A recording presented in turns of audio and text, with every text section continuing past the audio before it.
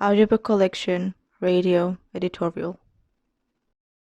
Le Petit Nord by Anne Grenfell and Katie Spalding. Section 1.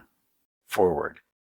A friend from the hub of the universe, in a somewhat supercilious manner, not long ago informed one of our local friends that his own home was hundreds of miles to the southward.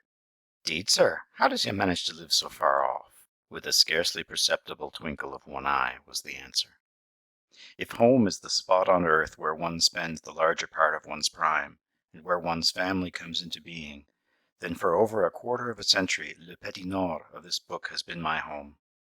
With the authors I share for it and its people the love which alone keeps us here. Necessity has compelled me to perform, however imperfectly, functions usually distributed amongst many and varied professions, and the resultant intimacy has become unusual. As, therefore, I read the amusing experiences herein narrated, I feel that the other half, who know us not, will love us better even if we are not exactly as they. That is not our fault. They should not live so far off. The incidents told are all actual, but the name of every single person and place has been changed to afford any hypersensitive among the actors the protection which pseudonymity confers. We here who have been permitted a glimpse of these pages feel that we really owe the authors another debt beyond the love for the people to which they have testified by the more substantial offering of long and voluntary personal service. Wilfred T. Grenfell, M.D., Labrador, 1919. Off the Narrows, St. John's, June 10th. Dear Joan, the far north calls and I am on my way. There lies the port, the vessel puffs her sail. There gloom the dark broad seas. The lights begin to twinkle from the rocks. Why write as if I had taken a lifelong vow of separation from the British Isles and all things civilized, when after all it is only one short year out of my allotted span of life that I have promised to mission work? Your steamer letter, with its Machiavellian arguments for returning immediately and directly from St. John's, was duly received. Of my unfitness for the work there is no possible doubt, no shadow of doubt whatever, and therein you and I are at one. But you will do me the justice to admit that I put very forcibly before those in charge of the mission the delusion under which they were laboring. The responsibility now lies with them, and I go to prove my soul. What awaits me I know not, but except when the mighty billows rocked me, not soothingly with gentle motion, but harshly and immoderately. I have never wavered in my decision, and even at such times it was to the bottom of Father Neptune that I aspired to travel, rather than to the shores of merry England. The voyage so far has been uneventful, and we are now swaying luxuriously at anchor in a dense fog. This, I believe, is the usual welcome accorded to travellers to the island of Newfoundland. There is no chart for icebergs, and growlers are formidable opponents to encounter at any time. Therefore it behooves us to possess our souls in patience, and only to indulge at intervals in the right to grumble which is by virtue of tradition ours. We have already been here a day and a half, and we know not how much longer it will be before the curtain rises, and the first act of the drama can begin. These boats are far from large, and none too comfortable. We have taken 10 days to come from Liverpool. Think of that, you who disdain to cross the water in anything but an ocean greyhound. What hardships we poor missionaries endure! Incidentally, I want to tell you that my fellow passengers arch their eyebrows and look politely amused when I tell them to what place I am bound. I ventured to ask my roommate if she had ever been on Le Petit Nord. I wish you could have seen her face. I might as well have asked if she had ever been exiled to Siberia. I therefore judge it prudent not to thirst too lustily for information, lest I be supplied with more than I desire or can assimilate at this stage. I shall write you again when I board the coastal steamer, which I am credibly informed makes the journey to St. Antoine once every fortnight during the summer months. Till then, au revoir. Run by guess, June 15. I landed on the wharf at St. John's to be met with the cheering information that the steamer had left for the north 2 days before. This necessitated a delay of 12 days at least.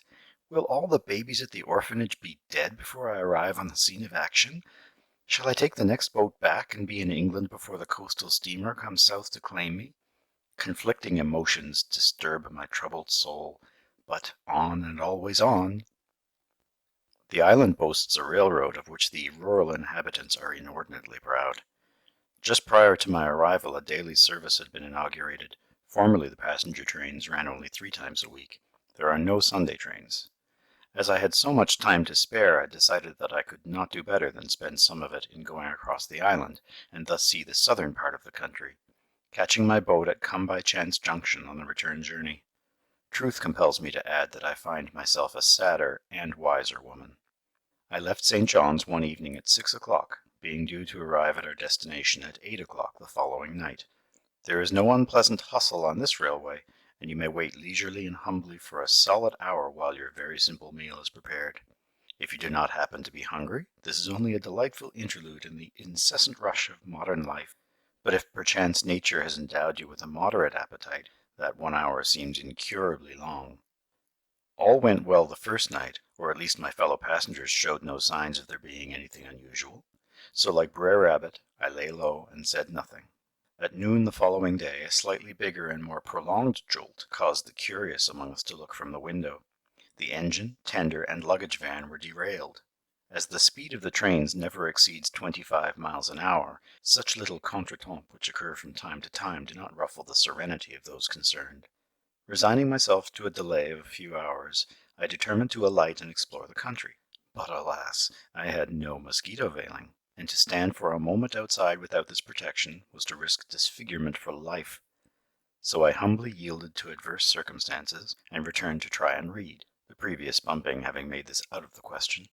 But the interior was by this time a veritable Gehenna, and no ventilation could be obtained, as the company had not thought it necessary to provide their windows with screens. For 25 hours we remained in durance vile, until at last the relief train lumbered to our rescue and conveyed us to Run-by-Guess, our destination. Northward bound, on board, June 25. If you could have been present during the return journey from Run-by-Guess, your worst prophecies would have seemed to you justified. The railroad is of the genus known as narrow gauge. The roadbed was not constructed on the principles laid down by the Romans.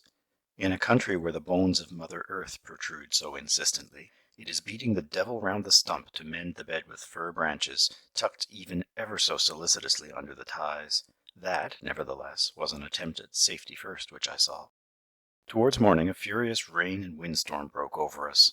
Before many minutes I noticed that my berth was becoming both cold and damp. Looking up, I made out in the dim dawn a small but persistent stream pouring down upon me. I had had the upper berth pushed up so as to get the air. Again the train came to an unscheduled stop. By this time assorted heads were emerging from behind the curtains, and from each came forcible protests against the weather. There was nothing to be done but to sit with my feet tucked up and my arms around my knees, occupying thus the smallest possible space for one of my proportions, and wait developments. 10 minutes later, after much shouting outside my window, a ladder was planted against the car, and 2 trainmen in yellow oilskins climbed to the roof. I noted with satisfaction that they carried hammers, tacks, and strips of tin. A series of resounding blows and the almost immediate cessation of the descending floods told how effective their methods had proved.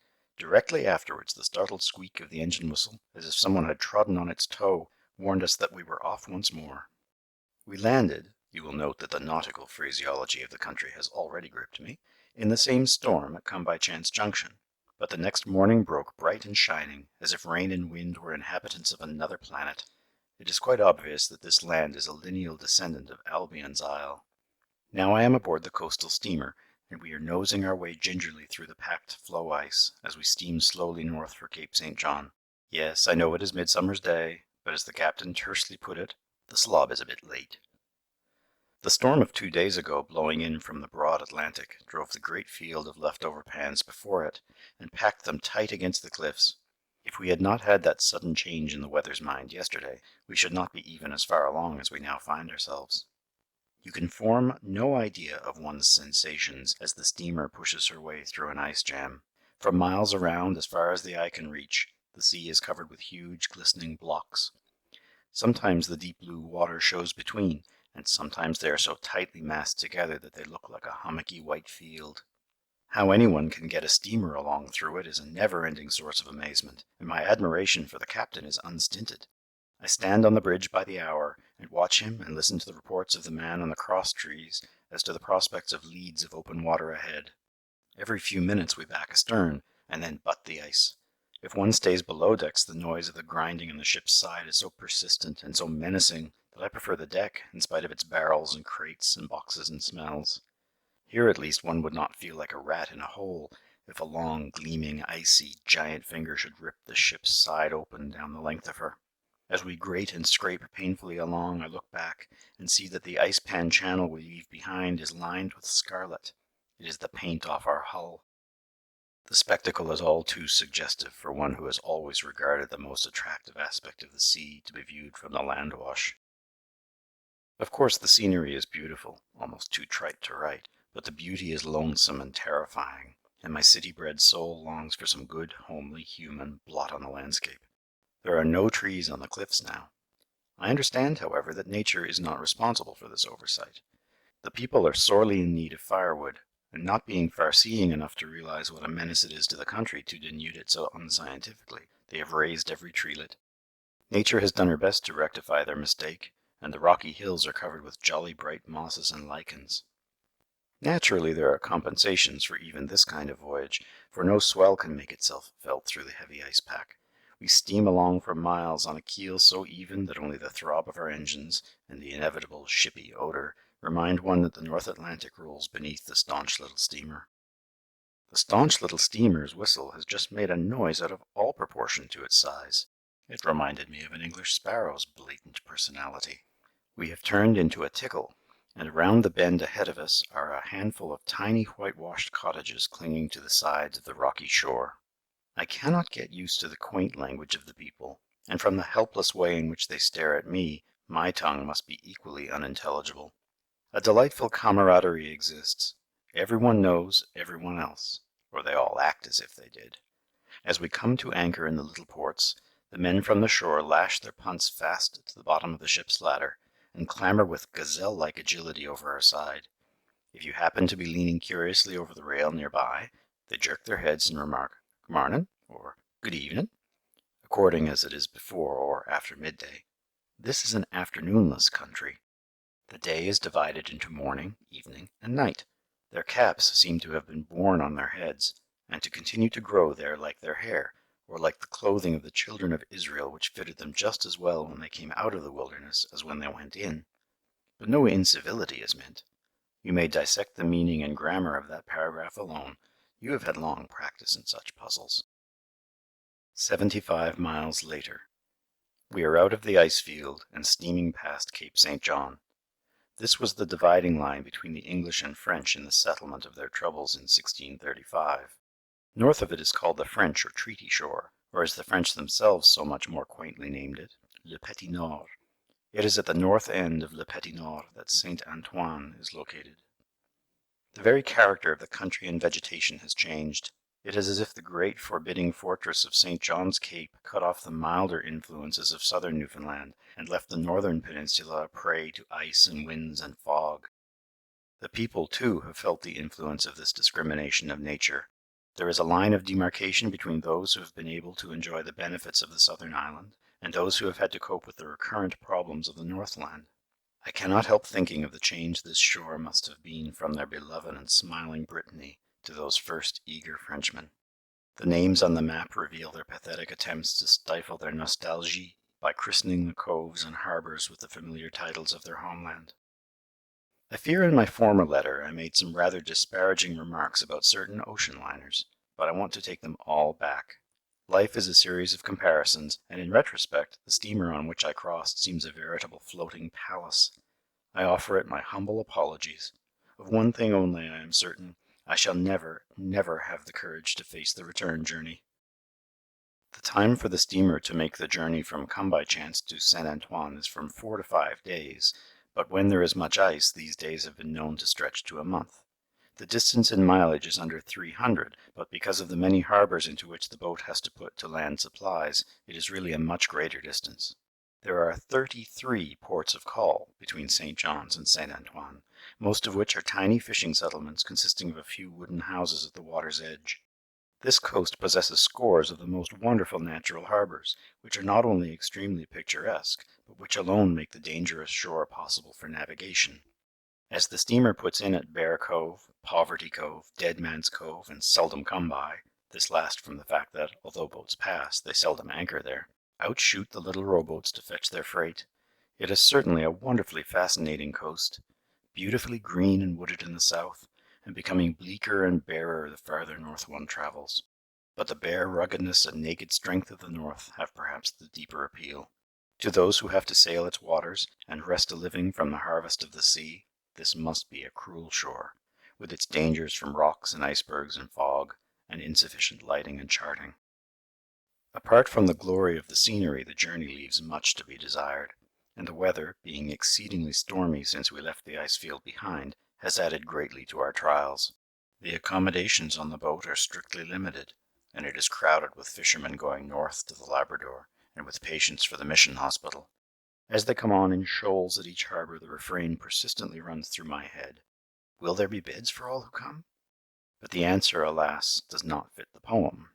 Far from there being enough and to spare, I know of at least 2 of my fellow passengers who took their rest in the hand basins when not otherwise wanted.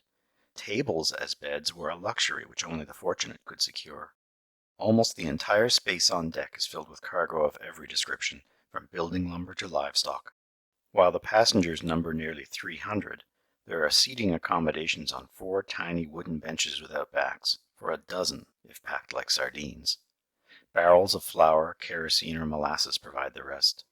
Although somewhat hard for a succession of days, these latter are saved from the deadly ill of monotony by the fact that as they are discharged and fresh taken on, such vantage points have to be secured anew from day to day, and one learns to regard with equanimity, if not with thankfulness, what the gods please to send. There are many sad, seasick souls strewn around. If cleanliness be next to godliness, then there is little hope of this steamer making the kingdom of heaven. One habit of the men is disgusting. They expectorate freely over everything but the ocean. The cold outside is so intense as to be scarcely endurable, while the closeness of the atmosphere within is less so. These are a few of the minor discomforts of travel to a mission station. The rest can be better imagined than described. If, to the Moslem, to be slain in battle signifies an immediate entrance into the pleasures of paradise, what should be the reward of those who suffer the vagaries of this northern ocean and endure to the end? My trunk is lost. In the excitement of carpentering incidental to the cloudburst, the crew of the train omitted to drop it off at Come by Chance. I am informed that it has returned across the country to St. John's. If I had not already been traveling for a fortnight, or if heaven had endowed me with fewer inches, so that my clothing were not so exclusively my own, the problem of the interim till the next boat would be simpler.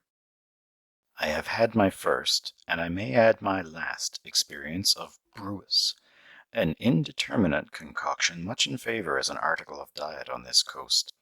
The dish consists of hard bread, ship's biscuit, and codfish, boiled together in a copious basis of what I took to be sea water.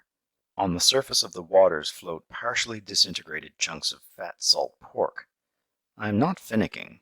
I could face any one of these articles of diet alone, but in combination, boiled and served up lukewarm in a soup plate for breakfast, in the hot cabin of a violently rolling little steamer, they take more than my slender stock of philosophy to cope with. Yet they save the delicacy for the Holy Sabbath. The only justification of this policy that I can see is that, being a day of rest, their stomachs can turn undivided and dogged attention to the process of digestion. Did I say day of rest? The phrase is utterly inadequate. These people are the strictest of Sabbatarians.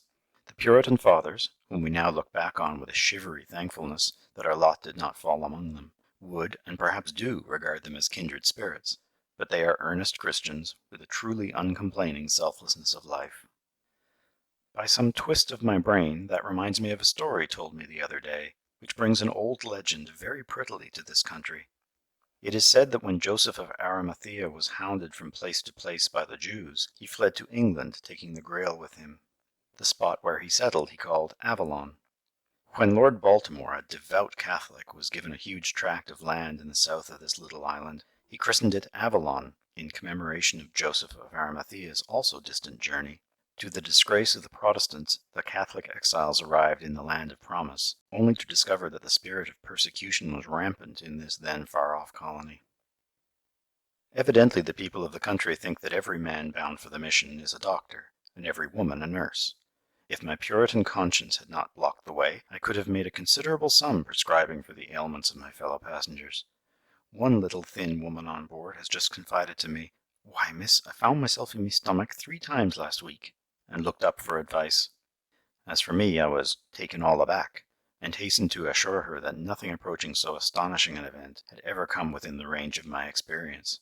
I hated to suggest it to her, but I have a lurking suspicion that the catastrophe had some not too distant connection with the brewis.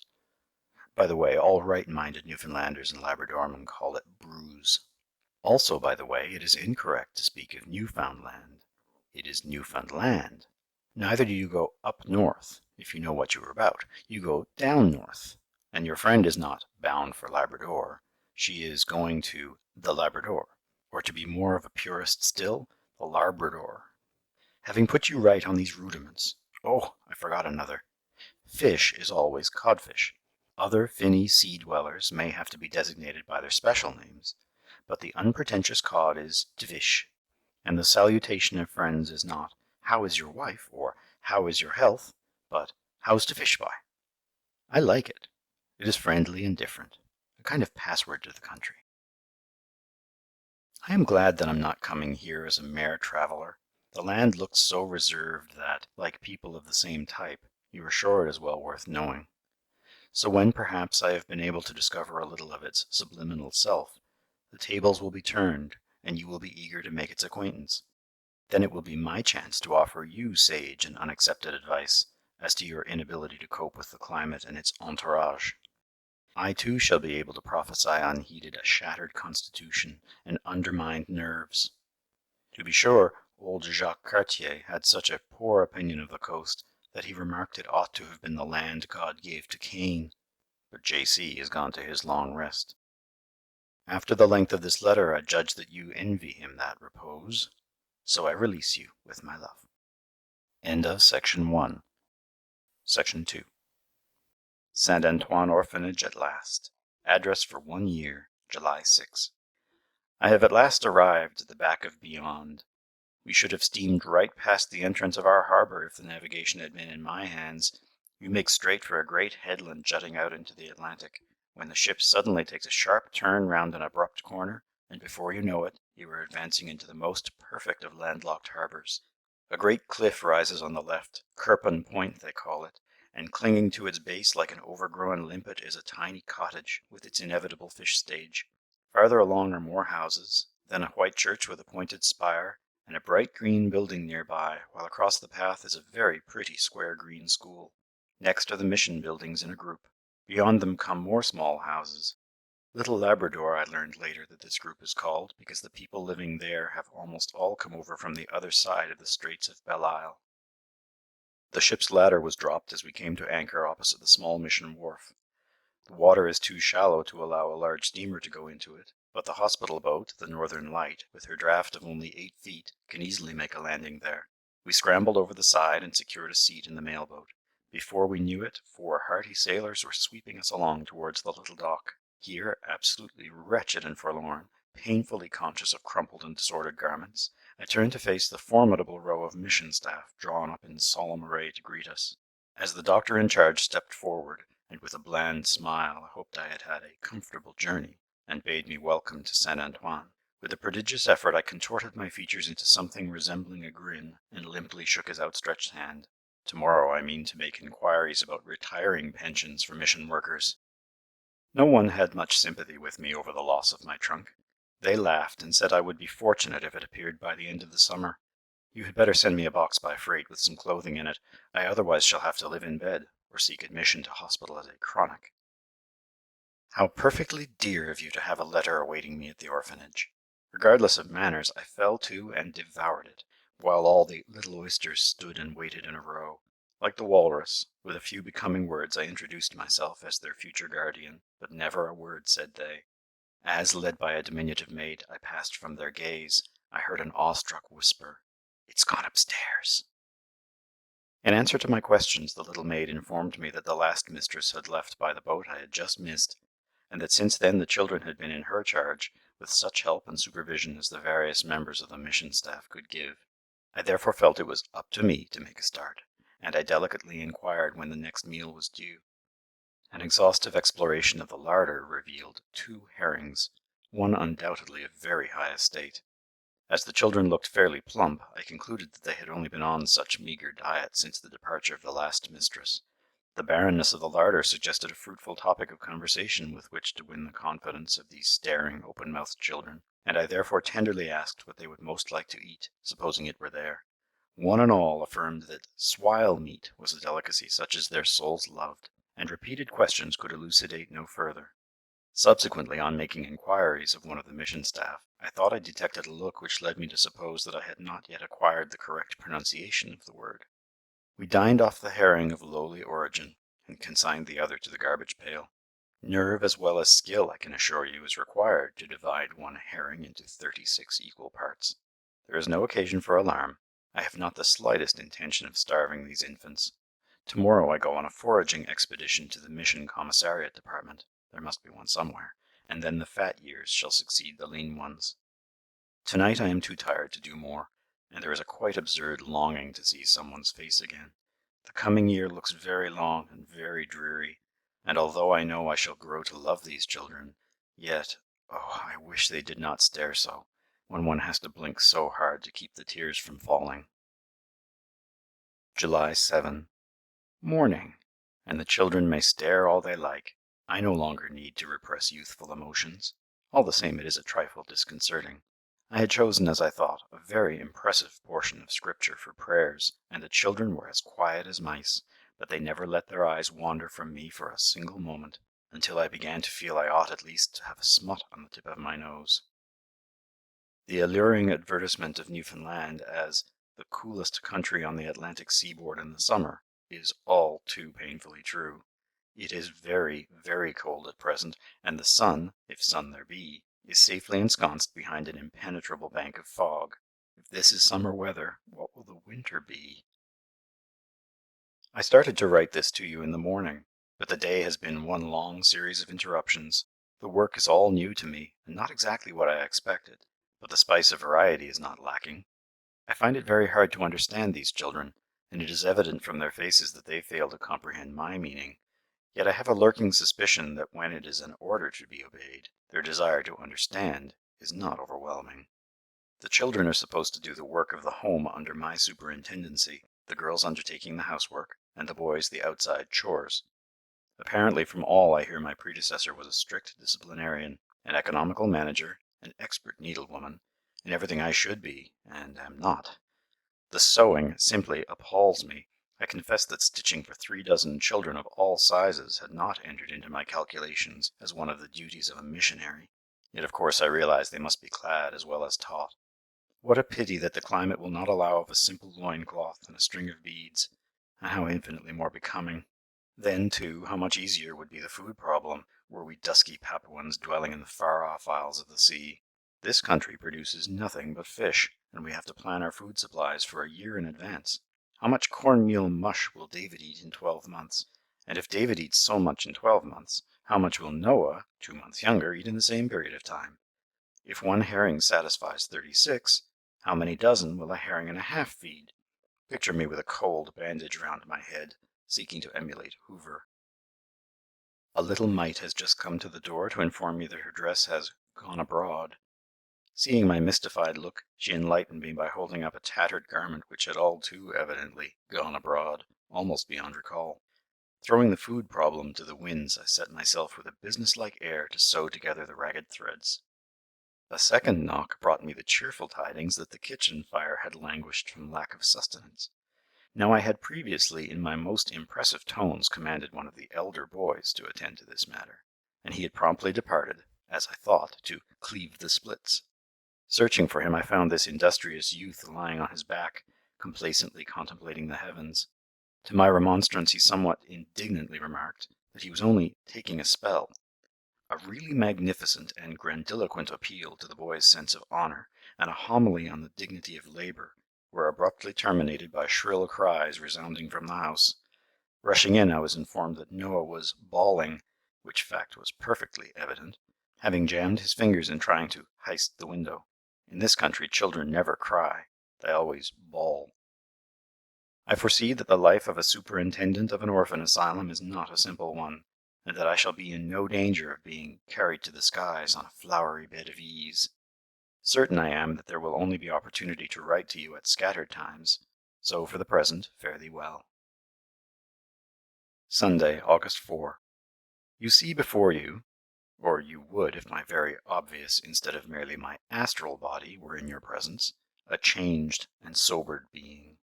I have made the acquaintance of the Labrador fly, and he has made mine.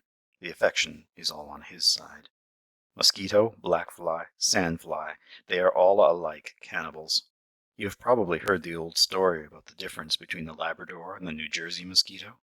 The Labrador species can be readily distinguished by the black patch between his eyes, about the size of a man's hand. Of the lot, I prefer the mosquito. He at least is open about his evil intentions. The black fly darts at you quietly, settles down on an unget-at-able spot, and sucks your blood. If I did not find my appetite so unimpaired, I should fancy this morning I was suffering from an acute attack of mumps. Mumps is at the moment in our midst, and as is generally the case, has fallen on the poorest of the community. In this instance it is a widow by the name of Kinsey, who has 6 children, and lives in a miserable hovel. More of her anon. Her 12-year-old boy comes to the home daily to get milk for the wretched baby, whom we had heard was down with the disease. When he came this morning, I told him to stay outdoors while we fetched the milk, because I knew how sketchy are the precautions of his ilk against carrying infection. "No fear, miss," he assured me. "The baby was terrible bad last night, but he's all clear this morning." But to return to the Kinsey parent. She has 8 children. The Newfoundlanders are a prolific race, and life is consequently doubly hard on the women. Her husband died last fall, leaving her without a sou, and no roof over her head. The mission gave her a sort of shack, and took 2 of her kiddies into the home. The place was too crowded at the time to take any more. The doctor then wrote to the orphanages at the capital presenting the problem, and asking that they take a consignment of children. The Church of England orphanage, of which denomination the mother is a member, was full, and the other one, which has just had a gift of beautiful buildings and grounds, regretted they could not take any of the children, as their orphanage was exclusively for their denomination. The mother did not respond to the doctor's ironic suggestion that she should turn coat under the press of circumstances. They tell a story here about Kinsey, the late and unlamented. Last spring, a steamer heading north on government business sighted a fishing punt being rowed rapidly towards it, the occupant waving a flag. The captain ordered, "Stop her," thinking that some acute emergency had arisen on the land during the long winter. A burly old chap cased in dirt clambered deliberately over the rail. "Well, what's up?" asked the captain testily. "Can't you see you're keeping the steamer? Have you got a plug or so of baccy you could give me, skipper? I hasn't had any for nigh a month, and it do be wonderful hard." The captain's reply was unrepeatable, but for such short acquaintance it was an accurate resume of the character of the applicant. De mortuis nil nisi bonum is all very well, but it depends on the mortuis, and that man's wife and children had been short of food he had smoked away. I have the greatest admiration for the women of this coast. They work like dogs from morning till nightfall, summer and winter, with ne'er a spell, as one of them told me quite cheerfully. The men are out on the sea in boats, which at least is a life of variety, and in winter they can go into the woods for firewood. The women hang forever over the stove or the wash-tub, go into the stages to split the fish, or into the gardens to grow taties. Yet oddly enough, there is less illiteracy among the women than among the men. Such a nice girl is here from Adlavik as maid in the hospital. Rhoda Macpherson is her name. She told me the other day that one winter the doctor of the station near her asked the men to clear a trail down a very steep hill leading to the village, as the dense trees made the descent dangerous for the dogs. Weeks went by and the men did nothing. Finally 3 girls, with Rhoda as leader, took their axes every Sunday afternoon and went out and worked clearing that road. In a month it was done. The doctor now calls it Rhoda's Randy. Yesterday afternoon I was out with my camera. Saturday, you will note, I have learned already that to be seen on Sundays in this Sabbatarian spot, even walking about with that inconspicuous black box, is anathema. A crowd of children in a disjointed procession had collected in front of the hospital, and the patients on the balconies were delightedly craning their necks. A biting blast was blowing, but the children, clad in white garments, looked oblivious to wind and weather. It was a Sunday school picnic. A dear old fisherman was with them, evidently the leader. "What's it all about?" I asked. "We've come to serenade the sick, miss. 'Tis little enough pleasure 'em has. Now, children, sing up." And the serenade began. It was "Asleep in Jesus," and the patients loved it. I got my picture, sketched them off, as the old fellow expressed it. In the many weeks since I saw you, and it seems a lifetime, I have forgotten to mention one important item of news. Every properly appointed settlement along this coast has its cemetery. This place boasts two. With your predilection for epitaphs, you would be content.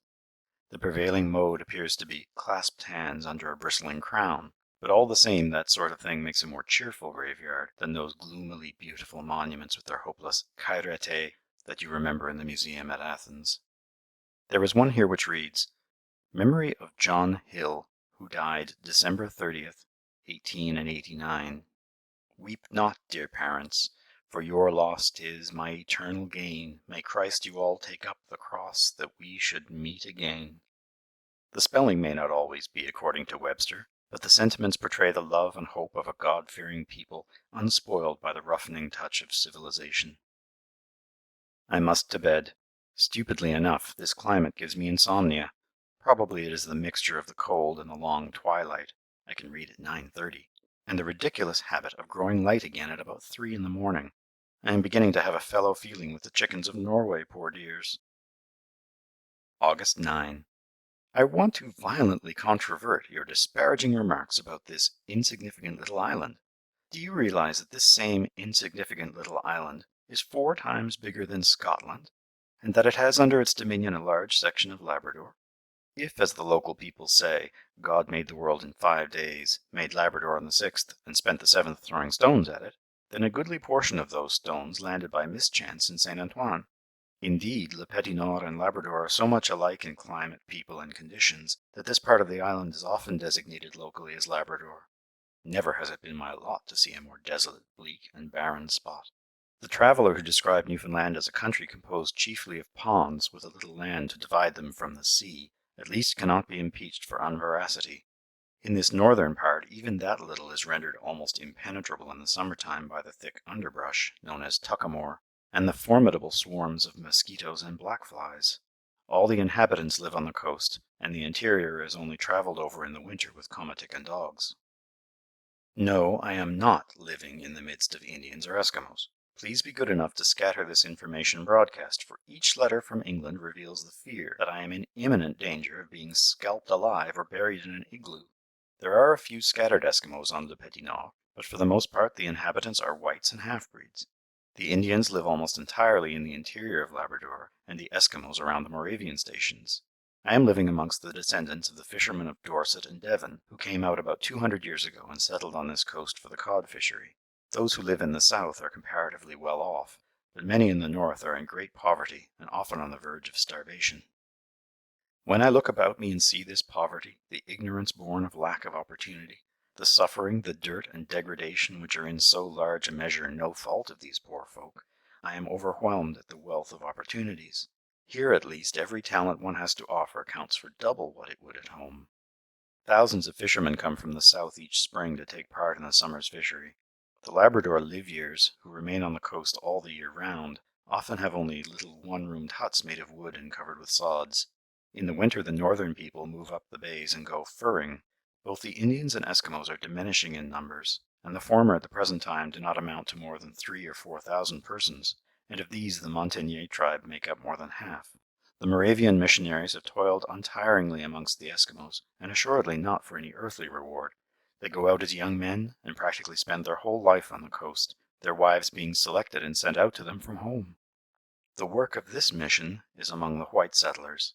In the home we have only one pure Eskimo, a few half-breeds, Indians and Eskimo, and the remainder are of English descent. Almost all are from Labrador. I often fancy that I must surely have slept the sleep of Rip Van Winkle. When he woke, he found that the earth had marched ahead 100 years. With me, the process is reversed. I am almost inclined to yield a grudging agreement to the transmigrationalists, and believe that I am reliving one of my former existences. For the part of the country in which I have awakened is a generation or so behind the world in which we live. There is no education worthy of the name, in many places no schools at all, and in others half-educated teachers eking out a miserable existence on a mere pittance. This is chiefly due to the antediluvian custom of dividing the government educational grant on a denominational basis. A large proportion of the people can neither read nor write. There are no roads, no means of communication, no doctors or hospitals, save the mission ones, no opportunities for improvement, no industrial work, practically no domestic animals, and on Labrador, taxation without representation. There is only one hospital provided by the government for the whole of this island, and that one is at St. John's, which is inaccessible to these northern people for the greater part of the year. No provision whatever is made by the government for hospitals for the Labrador. Again, the only ones are those maintained by this mission. Lack of education, lack of opportunity, and abundance of overwhelming poverty make up the lot of the majority of people in this north part of the country.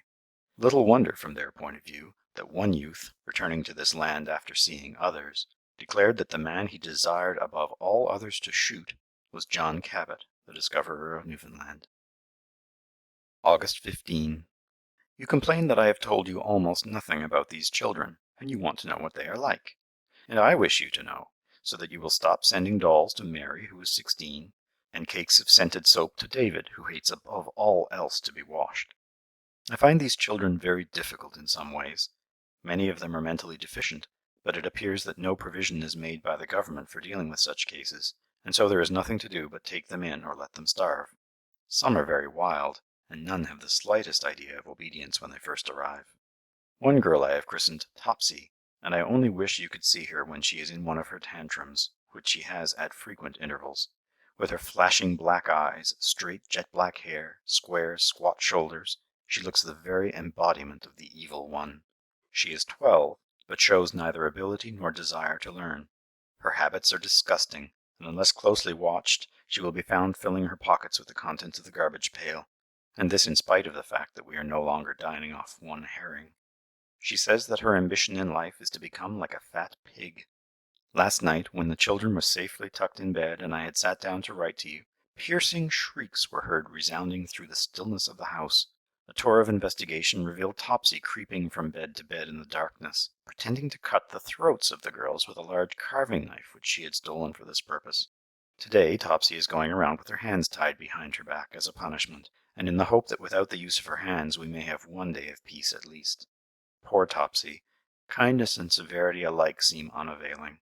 She steals and lies with the greatest readiness, and one wonders what life holds in store for her. We have just admitted 3 children, so we now number more than the 3 dozen. One little mite of 5 was found last winter in a Labrador hut, deserted, half starved, and nearly frozen to death. She was kept by a kindly neighbor until the ice conditions allowed of her being brought here. The other 2, brother and sister, were found, the girl clothed in a sack, her one and only garment, and the boy in bed, minus even that covering. This is the type of child who comes to us. The doctor in charge has just paid me a visit. He says there is an epidemic of smallpox in the island, and he wants all the children to be vaccinated. The number of cases of smallpox this year, in this insignificant little island, is greater pro rata than in any other country of the world. So 2 o'clock this afternoon is the time set apart for the massacre of the innocents. The laugh is against me. 2 of our boys fell ill with a mysterious sickness, and tenderly and carefully were they nursed by me, and fed with delicate portions from the king's table. I later learned with much chagrin that chewing tobacco, strictly forbidden, was the cause of this sudden onset. My sense of humor alone saved the situation for them. End of Section 2. Section 3. The Children's Home, August 19. In response to my frantic cables, your box reached here safely, but it has not reached me. Picture, if you can, my amazed incredulity yesterday to see an exact replica of myself, as I once was, walking on the dock. I rubbed my eyes and stared. Yes, it was my purple gown. My first impulse was to jerk it off the culprit, but I decided on more diplomatic tactics. A very little detective work elucidated the mystery. You had addressed the box in care of the mission, thinking doubtless, in your far-sighted, Scotch way, that if sent to an individual, the said individual would have duty to pay.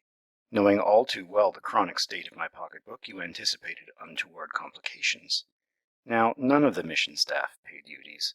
The contents of the box were mistaken for reinforcements for the charity clothing store, and today my purple chambray gown, to memory dear, walks the street on another. Sic transit. I should add that one of the modernists of our harbour has chosen it. The old conservatives regard our collarless necks and abbreviated skirts with horror. What with the loss en route of several necessary articles of apparel, and the discovery of this further depletion of my wardrobe, I regard the oncoming winter with some misgivings. One of the crew on the Northern Light, alias the Prophet, so called because he is spirit brother to the Prophet of Doom, took a keen relish in my discomfiture, or I fancied he did. He it was who put the question in the doctor's Bible class, "Is it religious to wear overalls to church?" The house officer had carefully saved a pair of clean khaki trousers to honor the Sunday services, but in the local judgment they were no fit garment for the Lord's house. Local judgment, I may add, was not so drastic in its strictures on boudoir caps. Some very pretty ones came to service on the heads of the choir, but the verdict was a unanimously favorable one. A nomadic ladies' home journal was responsible for their origin. Out of the mouths of babes, etc. I have been trying to teach the little ones the 13th chapter of Corinthians. Whilst undressing Solomon the other night, I had occasion, or it seemed to me that I had, to speak somewhat sharply to one of the others. When I turned my attention again to Solomon, he enunciated solemnly in his baby tones, "Though I speak with the tongues of men and of angels, and have not love, I am become as sounding brass and a tinkling cymbal." You complain most unjustly that I do not give a chronological account of events. I give you the incidents which punctuate my days, and as for the background, nothing could be simpler than to fill it in. To divert your mind from such adverse criticism, let me tell you that there is a strong suspicion abroad that I am a devout adherent of the Roman Church. Rumors of this have been coming to me from time to time, but I determined to withhold the news until its source was less in question. Now I have it on the undeniable authority of the Prophet. I have candles, lighted ones, on the dining room table at dinner. Post hoc, propter hoc. And what further proof is needed? Ananias has broken yet another window. When I questioned him as to when the deed had been committed, he replied politely, but mournfully, that he really could not tell me how many years ago it was, as if I were seeking to unearth some long undiscovered crime. August 25. The other day Topsy had the misfortune to fall out of bed, and hit her 2 front teeth such a violent blow on the iron bar of the cot beside hers, that bits of ivory flew about the dormitory. This necessitated a prompt matutinal visit to Dr. B., the dentist. As we waited our turn in the convalescent room, I overheard one patient to be remark to his neighbour, "They do be shockin' hard on us poor sailors. They says I've got to take a bath when I comes to hospital. Why, boy, I hasn't had a bath since my mother washed me." The ethics of dentistry here are so mixed that one needs a Solomon to disentangle them. Mrs. Uncle Life, her husband is Uncle Eliphalet, recently had all her teeth pulled out, or, to be more accurate, all her remaining teeth. As the operation involved considerable time, labor, and Novocaine, she was charged for the benefit of the hospital. When 2 shining sets, upper and lowers, were ready for her, she was as pleased as a boy with his first jackknife. But not so Uncle Life. He considered it a work of supererogation that not only must one pay to have the old teeth removed, but for the new ones to replace them. Did I ever write you about our chambermaid's feet? The new one? Her name is Asenath, and she is so perfectly spherical that if you were to start her rolling down a plank, she could no more stop than can those Humpty Dumpty weighted dolls. Senath's temper is exemplary, and her intentions of the best. In fact, she will turn into a model maid. But the process of turning is in progress at the moment. It began with our cook, a pattern of neatness and all the virtues, coming into my office and complaining, "One of us'll have to go, miss." "What? Which?" I inquired, dazed by the abruptness of this decision, and wondering whether she were referring to me. "This morning, miss, you know how hot it was. Well, Senath comes into the kitchen and says to me, 'Tryphena, I finds my feet something wonderful.' 'Wash them and change your stockings,' I says. 'Wash them? Why, Tryphena, I's feared to do that. I might get a chill as would strike in.'" In a few well-chosen sentences I have explained to Senath the basic rules of hygiene and of this house regarding water and its uses. She has decided to stay and accept the inevitable weekly bath, but she warns me fairly that if she goes into a decline, I must take the responsibility with her parents. With your zeal for gardens, and your attachment to angleworms, which you will recall I do not share, you would be interested in our efforts along these lines. The gardens, not the worms. In this climate a garden is a lottery, and in 10 seasons to one a spiteful summer frost will fall upon the promising potatoes and kill the lot just as they are ripening. The Eskimos at the Moravian stations put their vegetal charges to bed each night with long covers over the rows. The other day, in an old journal about the country, I came upon this passage and it struck me. How history does repeat itself. It runs, "The soil along the coast is not deep of earth, but bringing forth abundantly peasen small. Peasen which our countrymen have sown have come up fair, of which our general had a present acceptable for the rareness, being the first fruits coming up by art and industry in that desolate and disinhabited land." I can assure you that the sight of a peasen, however small, if it did not come out of a tin can, would be an acceptable offering to your friend. Even in summer we get no fresh vegetables or fruits with the exception of occasional lettuce or local berries. The epitome of this spot is a tin. In the same old journal Whitburn goes on to say that nature had recompensed that only defect and incommodity of some sharp cold by many benefits, with incredible quantity and no less variety of kinds of fish in the sea and fresh water, of trouts and salmons and other fish to us unknown. I have eaten fish, interspersed liberally with tin stuff, and drunken fish, and thought and spoke and dreamt fish ever since I arrived. But don't pity me for imaginary hardships. I like fish better than I do meat, and for that matter our winter meat supply is walking past my window this minute. He goes by the name of Billy the Ox, and I am informed that as soon as it begins to freeze he is to be killed and frozen in toto for the winter consumption of the staff, patients, and children. So our winter is not to consist of one long Friday. August 28. You already know the worst about my leanings to papacy, but today I propose to set your mind at rest on an idea with which you have hypnotized yourself, namely, that I am going to die of malnutrition during what you are pleased to term the long Arctic winter. I have no intention of starving, and as for the long Arctic winter, I do not believe there is any such beast, as the farmer said when he looked at the kangaroo in the circus. I was sitting by my window quietly sewing the other day. That sentence alone should reveal to you how many miles I have traveled from your tutelage, when I overheard one of the children stoutly defending what I took at first to be my character. The next sentence disabused me. It was my figure under discussion. "She's not fat," averred Topsy. "I'll smack you if you says it again." "Well," muttered David, the light of reason being thus forcibly borne in upon him, "she may not be 'zactly fat, but she's fine and hearty."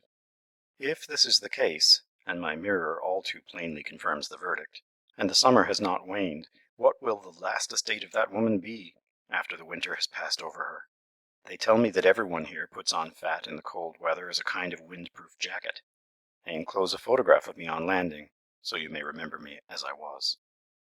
No, you need not worry either over communications in the winter.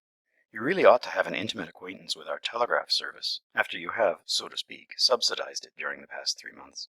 It runs in winter as well as summer, and I see no prospect of its closing if you keep it on such a sound financial basis. Moreover, the building is devoted to the administration of the law in all its branches. One half of it is the post and telegraph office, while the other serves as the jail. The whole structure is within a stone's throw of the church and school, as if the corrective institutions of the place believed in intensive cultivation. But to return to the jail. The walls are very thin, and every sound from it can be plainly heard in the telegraph office adjoining. Friday morning the operator, a capable and long-suffering young woman, came over to complain to the doctor that she really found it impossible to carry out the duties of her office, if the feeble-minded Delilah Freak was to be incarcerated only 6 inches distant from her ear. It seems that Delilah spends her days yelling at the top of her lungs, and Miss Dennis states that she prefers to take telegraphic messages down in competition with the mail steamer's winch, rather than with Delilah's bawling. I know all about competition in noises after trying to write in this house. The ceilings are low and thin, and the walls are near and thin, and the children are omnipresent, and not thin, and their wants and their joys and their quarrels are as numerous as the fishes in the sea, and there you have the problem in a nutshell. Now I must haps the door and hie me to bed. As a matter of fact, the people here are far too honest for us to lock the doors. Such a thing as theft is unheard of. Some may call it uncivilized. I call it the millennium. August 31. I believe that the writer who described the climate of this country as being 9 months snow and 3 months winter was not far from the truth. In June, the temperature of our rooms registered just above freezing point. In July, we were enveloped in continuous fog. and in August we are having snow. Such a tragic event has occurred. Our lettuce has been eaten by the mission cow. You know how hard it is to get anything to grow here. Well, after having nearly killed ourselves in making a square inch of ground into something resembling a bed, we had watched this lettuce grow from day to day as the little green shoots struggled bravely against the frost and cold. Then a few nights ago I was awakened by the tinkle of a bell beneath my window. Hastily flinging on wrapper and shoes, I fled to save our one and only ewe lamb. But all the morning light revealed was a desperate cold in the head, and an empty bed from which the glory had departed. Topsy has just been amusing herself by turning on the corridor taps to watch the water run downstairs. Oh, Topsy, 'tis thine to teach us what dull hearts forget, how near of kin we are to springing flowers. News has just reached us that the mail boat from St. Barbe to St. Antoine has gone ashore on the rocks and is a total wreck. Happily no lives were lost, but unhappily wrecks are of such frequent occurrence on this dangerous coast as to excite little comment. Drusilla, aged 5, has been to my door to inquire if the children may play with their dolls in the house. I believe in open-air treatment, so I replied with kindness, but firmly withal, that out of doors was the order of the day. I was a little electrified to hear her return to the playroom and announce that, "Teacher says you are to go out, every darn one of you." I was equally electrified the other day to overhear Drusilla inquiring of her fellow philosophers which they liked the best, teacher, the doctor, or the Lord Jesus Christ. In the midst of writing to you, I was called away to interview a young man from the other side of the harbor. He wanted me to give him some of the milk used in the home for his baby, as at the hospital they could only furnish him with canned milk, guaranteed by the label, he claimed, to give typhoid, diphtheria, and scarlet fever. September 7. It is a windy, rainy night, and I have told Topsy, who has a cold, that she cannot come with us to church. After a wild outburst of anger, she was heard to mutter that teacher wouldn't let her go to church because she was afraid she would get too good. The fall of the year is coming on, and the evenings are made wonderful by two phenomena: the departure of the cannibalistic flies, and the northern lights. Twice at home I remember seeing an attenuated aurora and thinking it wonderful. No words can describe this display on these crisp and lovely nights. There is a tang and snap in the air, and the earth beneath and the heavens above seem vibrating with unearthly light. The Eskimos say that the northern lights are the spirits of the dead at play, but I like to think of them, too, as the translated souls of the icebergs which have gone south and met a too warm and watery death in the Gulf Stream. Certainly all the colors of those lovely monarchs of the north are reflected dimly in the heavens. The lights move about so constantly that one fancies that the soul of the berg, freed at last from its long prison, is showing the astonished worlds of what it is capable. The odd thing was that when I first saw them on a clear night, the stars shone through them, only they looked like Coleridge's wan stars which danced between. I can vouch for the truth of another sidelight, though from only one experience. One night last week, clear and frosty, I had just gone to my room at about 11 o'clock when the doctor called me to come out and hear the lights. I thought surely I must have misunderstood, but on reaching the balcony and listening, I could distinctly hear the swish of the spirits as they rushed across the sky. It sounds like a diminished silk petticoat which has lost its blatancy, but retains its personality. Little did I realize at the time my good fortune in arriving here in daylight. It seems that it is the invariable habit of all coastal steamers to reach here at night, and dump the dumbly resenting passengers in the darkness into the tiny punts which cluster around the ship's side. Since my arrival, every single boat has appeared shortly before midnight, or shortly after. In either case, it means that the men of the mission must work all night landing patients and freight, and the next day there is a chastened and sleepy community to meet the forthcoming tasks. It is especially hard on the hospital folk, for the steamer only takes about 20 hours to go to the end of her run and return, and they try and send those cases which do not have to be admitted back by the same boat on her southern journey. This means an all-night clinic. But I can say to the credit of the patients and staff that I have never heard one word of complaint. That is certainly a charming feature about this life. There are plenty of things to growl about, but one is so reduced to essentials that the ones selected are of more importance than those which afford such fruitful topics in civilization. I have just overheard Gabriel informing the other children that Satan was once an angel, but he got real saucy, so God turned him out of heaven. Paradise lost, in a sentence. The night after the audible lights, a furious rain and windstorm broke over us. No wonder the trees have such a struggle for existence if these storms are frequent. They do not last long, but they are the real thing while they are in progress. I used to smile when I was told that the home was riveted with iron bolts to the solid bedrock, but that night when I lay wide awake, combating an incipient feeling of mal de mer as my bed rocked with the force of the gale, I thanked the fates for the foresight of the builders. Never before had I believed in the tale of the church having been blown bodily into the harbor, but during those wild hours of darkness, I was certain at each succeeding gust that we were going to follow its example. Dawn, a pale affair looking out suspiciously on the chastened world, broke at last, and I heisted my window, to quote the estimable Senath. The rain had stopped. The cheated wind was whistling around the corners of the old wooden buildings, and taking out its spite on any passers-by who must venture forth to work. The harbor, usually so peaceful and so sheltered, was lashed into a cauldron of boiling white foam, and the rocks were swept so clean that they at least had shining morning faces. I dressed quickly and ran down to the wharf to inquire as to the health of the northern light. The first person I met was the prophet. He was positively elated. If I were a pantheist, I should think him a relative of the northeast wind. The storm of the previous night had been exactly to his liking. All his worst prognostications had been fulfilled, and quite a bit thrown in par-dessus le marché. He told me that a tiny, rickety house across the harbor had first been unroofed, and then one of the walls blown in. It is a real disaster for the family, for they are poor enough without having kismet thus descend upon them. The hospital boat had held on safely, but several little craft were driven ashore. Naturally, the children love the aftermath of such an event, for the world is turned for them into one large entrancing puddle, bordered with embryo mud pies. Topsy again. I am informed that she has tried to convert her Sunday best into a hobble skirt, reducing it in the process to something hopelessly ludicrous. It can never, never be worn again. My arm aches, and I cannot decide whether it is from much orphan scrubbing or from much writing, but in either case I must bid you au revoir. September 25. Last night I was awakened by a terrific noise proceeding from the lower regions. Armed with my umbrella, the only semblance of a stick within reach, I descended on a tour of investigation.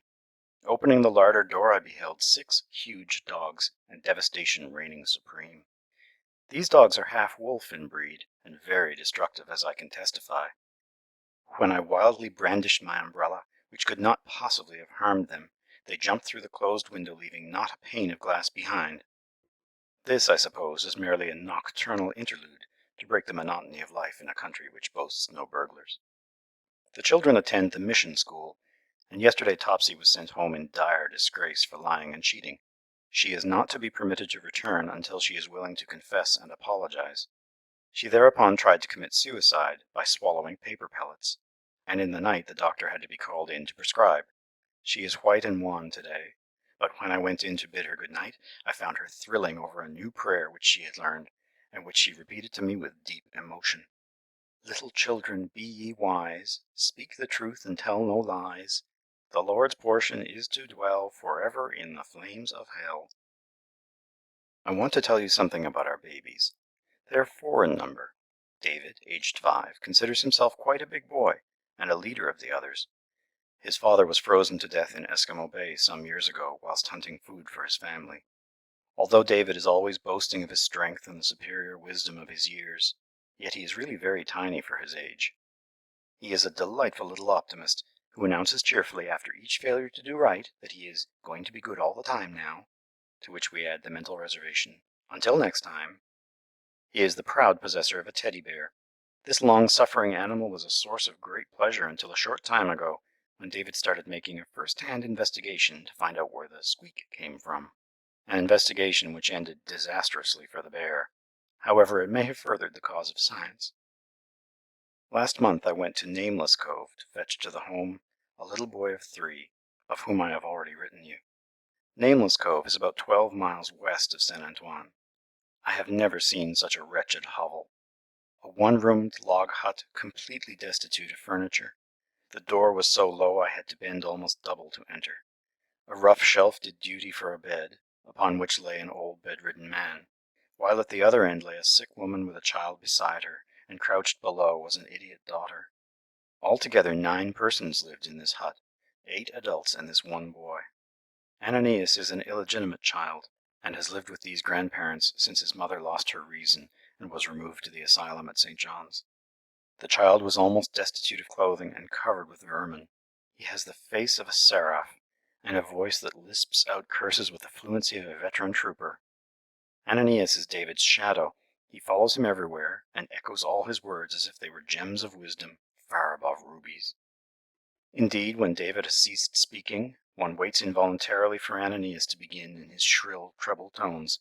He is a hopeless child to correct, for when you imagine you are scolding him very severely, and you look for the tears of penitence to flow, he puts up his little face with an angelic smile and lisps, "'Tis me." Drusilla, whose slight acquaintance you have already made, is 3 and comes from Savage Cove. The father has gradually become blind, and the mother is crippled. Drusilla keeps us all on the alert, for we never know what she will be doing next. On Sunday mornings she was put to rest with the other little ones while we were at church. On returning last Sunday, I found that she had secured a box of white ointment, thought to be quite beyond her reach, and with her toothbrush painted one side of the baby's face white, which with her other rosy cheek gave her the appearance of a clown. Not content with portrait painting, Drusilla then turned her energies to house decoration, the result attained on the wall being entirely to the satisfaction of the artist, as was evidenced by the proud smile with which our outcry was greeted. The real baby is Beulah, just 2 years, and she exercises her gentle but despotic sway over all, from the least to the greatest. She is continually upsetting the standard of neatness which was once the glory of this home, by sprawling on the floors, dragging after her a headless doll with sawdust oozing from every pore. A dilapidated bunny and several mangled pictures complete the procession. It is hopeless to protest, for she just looks as if she could not understand how anyone could object to such priceless treasures. She awakens us at unconscionable hours in the morning, when all reasonable beings are still sleeping the sleep of the just, and keeps up a perpetual chatter, interspersed with highly dangerous gymnastic feats upon her bed. Can you find any babies throughout the British Isles to match mine? October 20. Since last I wrote you, we have had a very strenuous time in the home. The entire family has been down with measles. Then when that was over and the children well, the sewing maid, whom I had engaged shortly after my arrival, gave notice, shook the dust from her feet, and I was left single-handed. It took the whole of my time to keep these 40-odd infants fed, clothed, and washed, and I had no leisure to write to you even at scattered times. It seems to me that the appetites of these enfants terribles grew abnormally, that their clothes rent asunder with lightning-like rapidity, and that they fell into mud heaps with even greater facility than usual.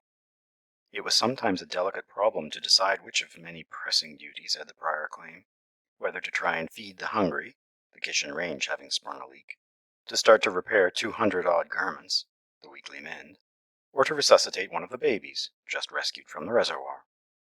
At such times I would wonder if I were somewhere near attaining to that state of experience when I should be able to appreciate your alluring phrase, the fun of mothering an orphanage. I must begin and tell you now about the children we have received since my last letter.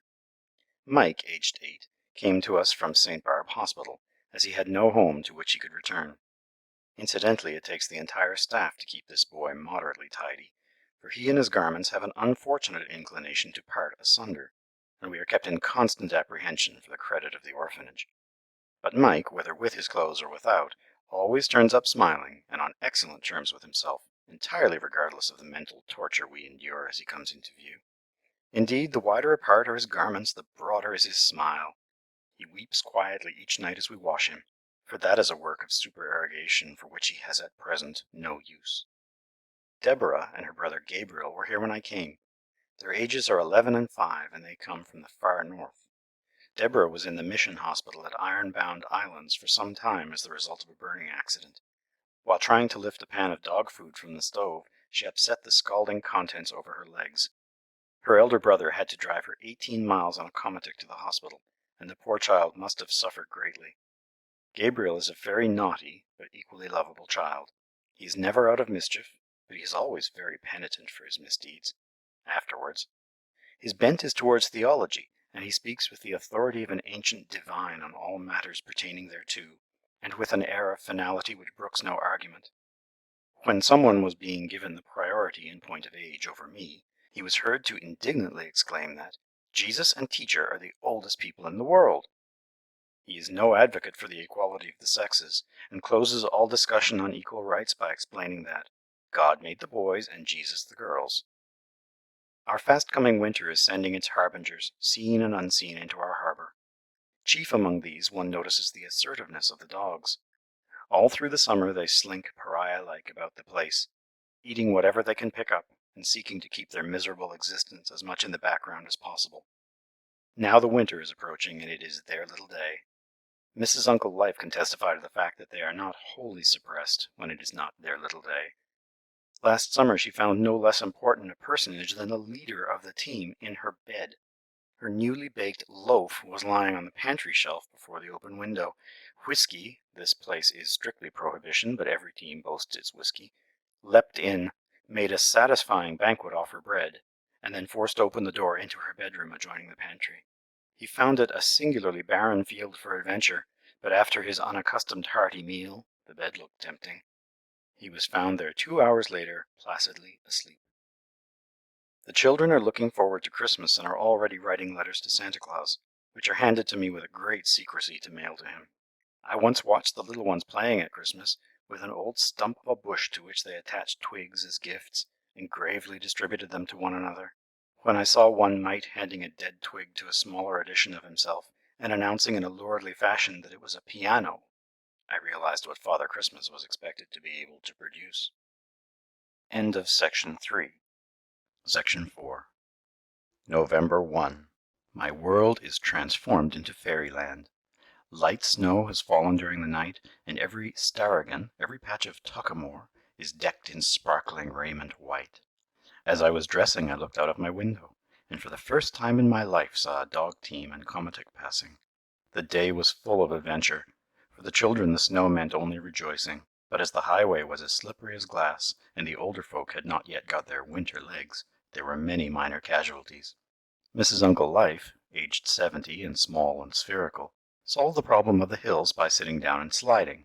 She commended the method to me, saying that it worked very well on weekdays, but was lamentably detrimental to her Sunday best. Ananias is developing fast and bids fair to rival Topsy. He has a mania for eating anything and everything, and what he cannot eat, he destroys.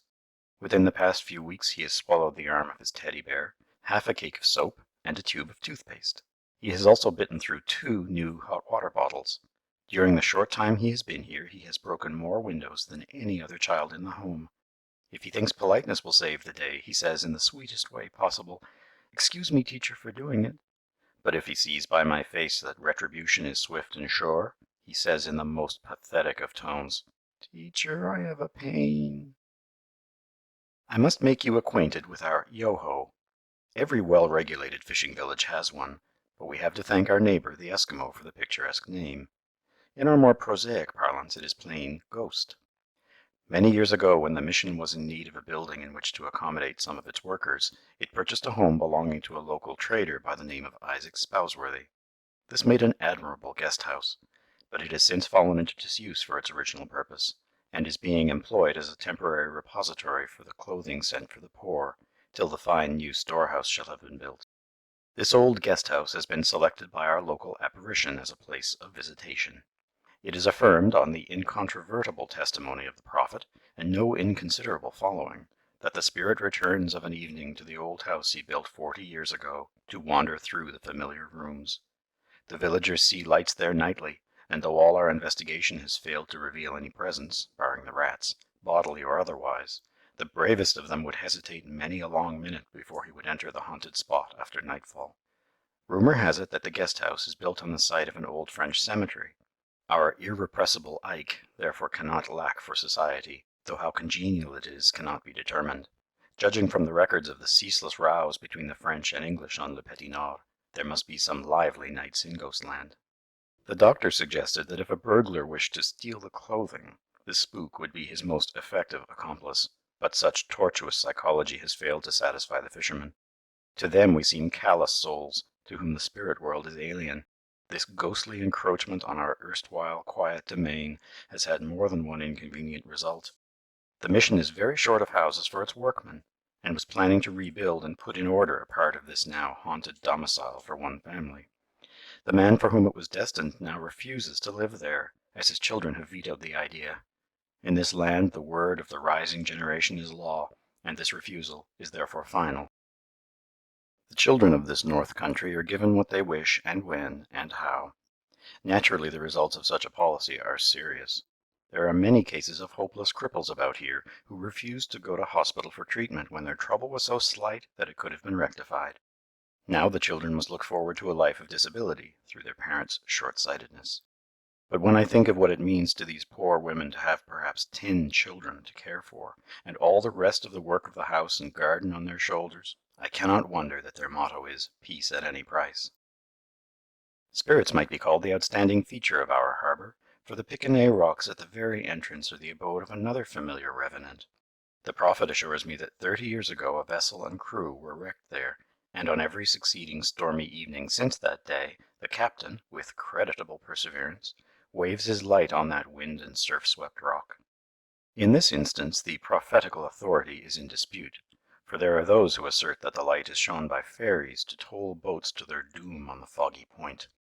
The more scientifically minded explain the mysterious light as a defunct animal giving out gas. It must be a persistent gas, which can retain its efficacy for 30 long and adventurous years. In the course of these researches, several interesting points of natural history and science have been elucidated. Doubtless you do not know that all cats are related to the devil, but you can readily see the brimstone in their fur if you have the temerity to rub them on a dusky evening. Neither has it come to your attention that under no consideration must you allow the water in which potatoes have been washed to run over your hands.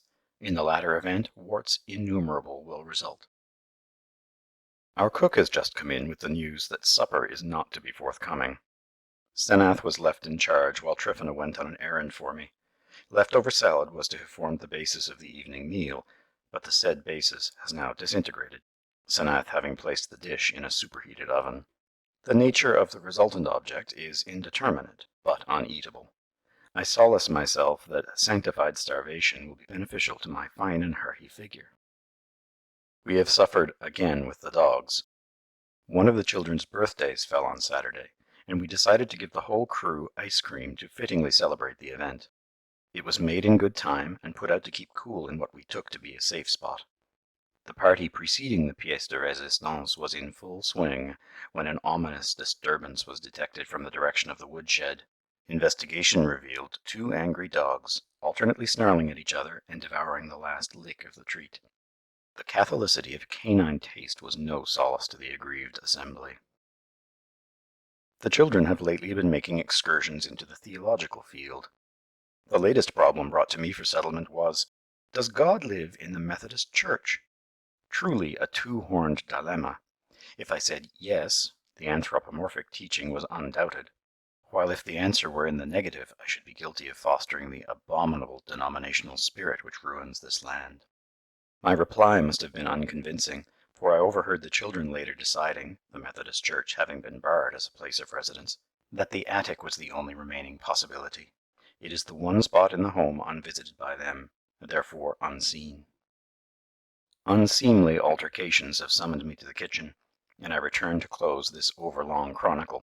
I was met there by Tryphena, a large sheet in her hands, and an accusing expression on her face which stamped her as a family connection of the prophets.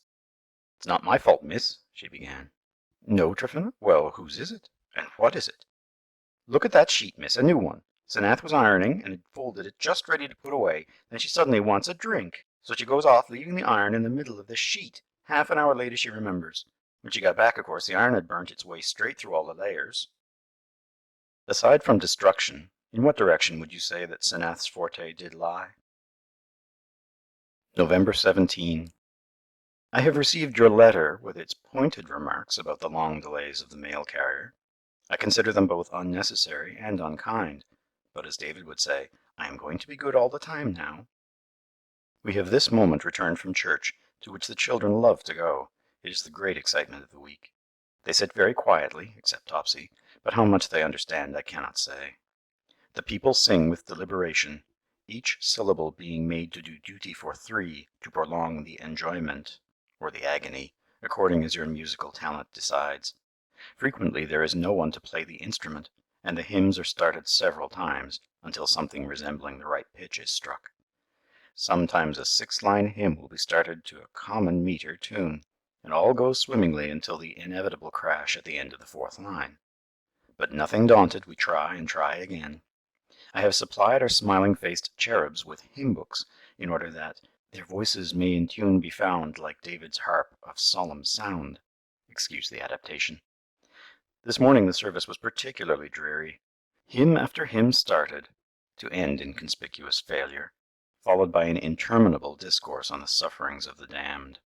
But we ended cheerfully by warbling forth the joys of heaven, where congregations ne'er break up and Sabbaths never end. Last week we had a thrilling event. One of the girls formerly in this home was married, and we all went to the wedding, even the little tots who were too young for regular services. They afterwards told me they would like to go on Sundays, so I imagine they think the marriage ceremony a regular item of divine worship. Alas, I almost disgraced myself when the clergyman solemnly announced to the intending bride and bridegroom that the holy estate of matrimony had been ordained of God for the persecution of children. How you would have laughed to see me the other night. The steamer arrived at midnight, and as we were expecting some children, I went down to meet them. There were 3 little boys, Esau, Joseph, and Nathan, 8, 6, and 4 years of age. I bore them in triumph to the bathroom, feeling that even at that late hour cleanliness should be compulsory. But I soon desisted from my purpose, and as quickly as possible bundled the dirty children into my neat, snowy beds. They kicked, they fought, they bit, they yelled, and they swore. All my sleeping innocents awoke at the noise and added their voices to the confusion. I momentarily expected an inrush of neighbors, and a summons the following day for cruelty to children. Uriah has come to inform me that he cannot cleave the splits, as his stomach has capsized. I felt it incumbent to administer a dose of castor oil, thinking that might be sufficient punishment for what I had reason to believe was only a dodge to escape work.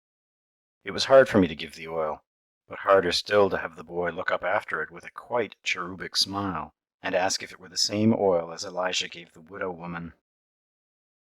Whatever can survive in this land of difficulties survives with a zeal and vitality which only proves the strength of the obstacles overcome. The flies, the mosquitoes, and the rats are proofs. We have none of your meek little wharf rats here. Ours are brazen imps, sleek and shameless, undaunted by cats or men. Their footmarks are as big as those of young puppies, withal not too well-fed puppies, and their raids on man and beast alike ally them with the horde Pandora loosed. Each day the toll mounts. One morning Miss Perrin, the head nurse, awakened to find one of her prize North Labrador boots gnawed to the rim. All that remained to tell the tale was the bright tape by which it was hung up, and the skin groove through which the tape threads. On the next occasion of their public appearance, the night nurse was summoned by agonized shrieks to the children's ward. A large rodent had climbed over Ishimay's bed and bitten her. There were the marks of his teeth in her hand, and the blood was dripping. Nor do they limit their depredations to the hospital. The barn man turned over a bale of hay last week, and disclosed no less than 27 rats, young and old, fat and lean, though chiefly fat. I rejoice to record that this galaxy, at least, has departed purgatory wards. The dentist left a whole bag of clean linen on the floor of his bedroom. The morning following he found that the raiders had eaten their way through the sack, cutting a series of neat, round holes in each folded garment as they progressed.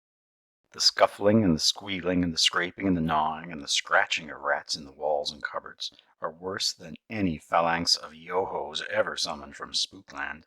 Oh, Pied Piper of Hamelin, why tarry so long? December 14. The last boat of the season has come and gone, and now we settle down to the real life of the winter.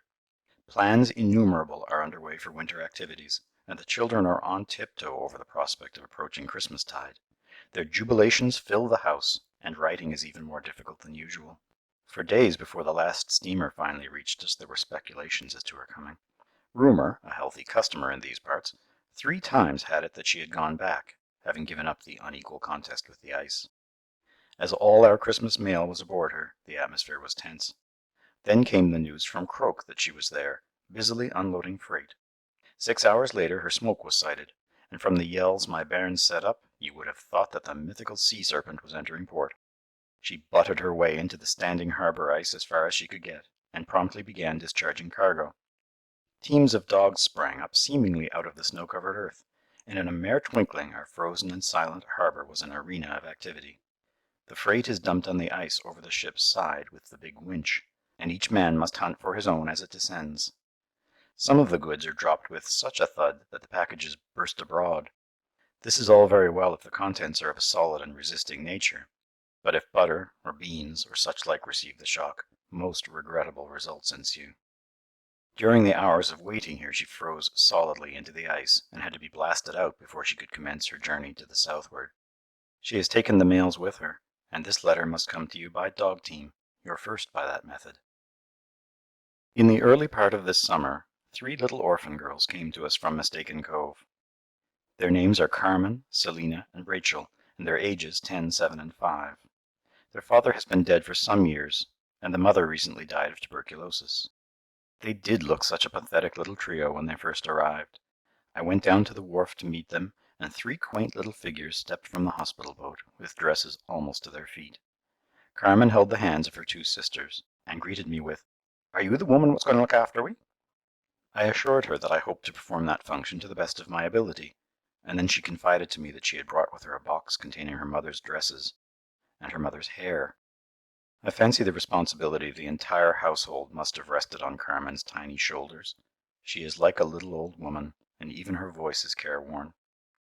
I hunted up some dolls for the 2 younger kiddies, but had not the courage to offer one to their elder sister. She evidently felt that dolls were altogether too precious for common use, and carefully explained to her charges that they were only for Sundays. When I next went to the playroom, it was to find the 3 little sisters sitting solemnly in a row on the locker, with their dolls safely packed away beneath. I persuaded them that dolls were not too good for human nature's daily food, and since then they have been supremely happy with their babies. Carmen is so devoted to little Rachel that she cannot bear the thought of her being in trouble. Rachel is very human, and in the brief time she has been with us has had many falls from the paths of rectitude. One day, shortly after their arrival, Rachel had been naughty, and I had taken her upstairs to explain to her the enormity of her offense, Carmen standing meanwhile at the bottom of the stairs, wringing her hands. When Rachel reappeared and announced that she had not even been punished, Carmen was seen to give her a good slap on her own account, although evidently well pleased that no one else had dared to touch her child. Carmen is extremely religious, and her prayers at night are lengthy and devout. She starts off with the Lord's Prayer, the Apostles' Creed, several collects follow, and she concludes with a Hail Mary. You have already made the acquaintance of Billy the ox, the now dear departed, who constitutes our winter's frozen meat supply. Our allotted portion of him is hung in the balcony outside my window. Being on the 2nd floor, it was thought to be sanctuary from marauders. Last night I was awakened by an uneasy feeling of a presence entering my room. Starting up, I made out in the moonlight the great, tawny form of one of our biggest dogs. He was in the balcony, making so far futile leaps to secure a section of Billy. My shout discouraged him, and he jumped off the roof to the snow beneath. He had managed to scale the side of the house, but how? For some time I was at a loss to discover, till I remembered a ladder which had been placed perpendicularly against the wall on the other side. One of the double windows had broken loose in a recent storm of wind, and the barnman had had to go up and mend it. True to type, he had left the ladder in statu quo. Up Master Dog had climbed, straight into the air, along the slippery rungs of the ladder. When he reached the level of the tempting odor, he had alighted on the balcony roof. Then, pursuing the odor to its lair, he had discovered Billy and me. At breakfast I told my adventurette, and the story was instantly capped with others. Only one shall you have. The doctor was away on a travel last winter, and late one blustersome night came to a little village. He happened to have a very beautiful leader of which he was inordinately careful, so he asked his host for the night if he had a shed into which he could put Spider out of the weather. Why, to be sure, just at the left of the door. It was dark and blowing, and the doctor went outside and thrust the beastie into the only building in sight. After breakfast he went with his host to get the dogs. When he started to open the door of the shelter in which Spider was incarcerated, the fisherman burst out in dismay. "You never put him in there! That's where I keeps my only sheep!" At that second the dog appeared, a spherical and satisfied specimen. He had taken the stranger in completely. The cold is intense, and to combat it in these buildings of green lumber is a task worthy of Hercules. We make futile attempts to keep the pipes from freezing, but the north wind has a new trump each night. He squeezes in through every chink and cranny, and once inside the house goes whistling malignantly through the chilly rooms and corridors. We keep an oil stove burning in our bathroom at night with a kettle of water on it, ready for our morning ablutions. Today, when I went to dress, one does not dress in one's bedroom, but waits in bed till the bathroom door's warning slam informs that the coast is clear. There was the stove still merrily burning, and there was the kettle of water on it. Frozen. Next month there is to be a sail in Nameless Cove, 12 miles to the westward of us. The doctor has asked me to attend. I accepted delightedly, as 24 hours free from fear of rats and frozen pipes draws me like a magnet. Moreover, who wouldn't be on edge if it were one's first dog drive? I found Gabriel crying bitterly in bed the other night, because he had in a fit of mischief thrown a stone at the northern lights, which is regarded as an act of impiety by the Eskimo people. It was some time before I could pacify the child, or get him to believe that no dire results would follow his dreadful deed. But at length, when comforting time was come for him, he consoled himself by supposing that teacher must be stronger than the devil. December 27. I certainly was never born to be a teacher, and it is something to discover one's limitations. For several Sundays now I have been laboring to instruct our little ones in the story of the birth of Jesus, and I have repeated the details again and again in order to impress them upon their wandering minds. Last Sunday I questioned them, and finally asked triumphantly, "Well, David, who was the babe in the manger?" With a wild look round the room for inspiration, David enunciated with swelling pride, "Beulah, teacher." We had a lovely time on Christmas. The night before, the children hung up their stockings, but it was midnight before I could get round to fill them, they were so excited and wakeful. I hied me softly to my stilly couch, and was just dropping off into delicious slumber when at 1 a.m. the strains of musical instruments, which you had sent, were heard below. Then I appreciated to the full the sentiment of that poet who sang, "Were children silent, we should half believe that joy were dead, its lamp would burn so low." Later in the day we had our Christmas tree, when Topsy was overjoyed at receiving her first doll. There is something very sweet about the child in spite of all her wilful ways, and she is a real little mother to her doll. We had a great dinner, as you may imagine. I overheard some of the little boys teasing Solomon, who was only 3, to see if he would not forego some particular choice morsel upon his plate, to which an emphatic "no" was always returned. Then by varying gradations of importance came the question, would he give it to teacher? The answer not being considered satisfactory, Gabriel felt that the time had come for the supreme test. Would Solomon give it to God and the angels? The reply left so much to be desired that it is better unrecorded. In our harbor lives a blind Frenchman, François Détier by name. He came here in his youth to escape conscription. The fisher people have traveled a long road since the old feuds which scarred the early history of Le Petit Nord, and François is a much-loved member of the community. Since the oncoming of the inoperable tumor, which little by little has deprived him of his sight, the neighbors vie with each other by helping him. One day a load of wood will find its way to his door. The next a few fresh tur, a very fishy sea auk, are left ever so quietly inside his woodshed. And so it goes. It is a constant marvel to me that these people, who live so perilously near the margin of want, are always so eager to share up.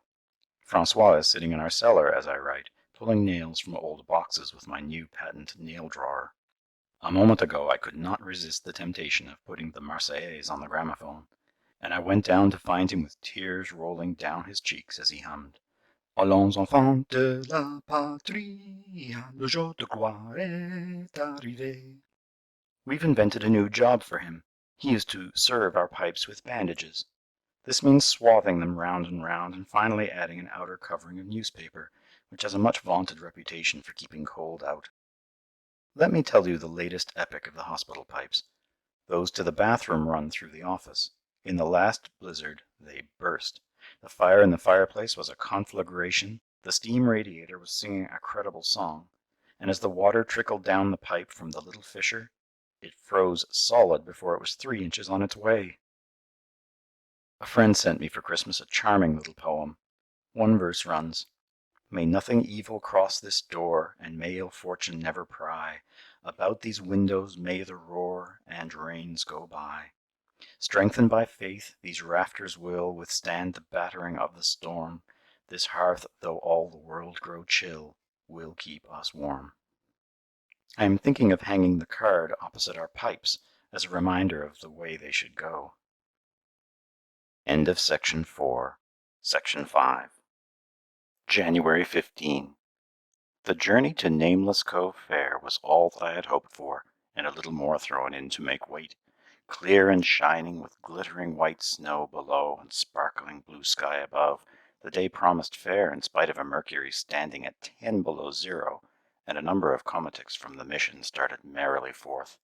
All went well, and we reached Nameless Cove without adventure, but at sundown the wind rose. When we left the sail at 10 o'clock to return to the house where I was to spend the night, we had to face the full fury of a living winter gale. I "caught" both my cheeks on the way, or in common parlance I froze them. All through that long tug we were cheered by the thought of a large jug of cream which we had placed on the stove to thaw when we left the house. Do you fancy that cream had thawed? Not a bit of it. The fire was doing its best, but old Boreas was holding our feast prisoner. It had not even begun to disintegrate around the edges. We cut lumps from the icy mass, dropped them into our cocoa, which we made by cooking it inside the stove and directly on top of the coals, hastily popped the mixture into our mouths before it should have a chance to freeze en route, and went promptly to bed. I draw a veil over that night. I drew everything else I could find over me in the course of it. A sadder and a wiser and a chillier woman I rose the morrow morn. Another member of the staff, who had slept in an adjoining house, froze his toe in bed. When we reached home, and I left the komatik at the hospital door, I made out Senath dancing in an agitatedly aimless fashion on our platform. She was also waving her arms about. For a moment it crossed my mind that she had lost her modicum of wits.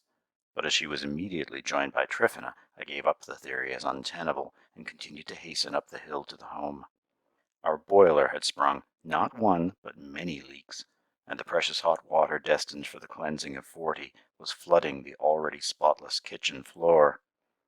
As it is the middle of the week, I had not suspected this calamity, Sunday being the invariable day selected for all burst pipes, special rat banquets, broken noses, toothaches, skinned shins, and such misadventures. The problem now presenting itself for prompt solution is 20 degrees below zero, a gale blowing from the northwest, 20 small unwashed orphans, and a burst boiler. January 21.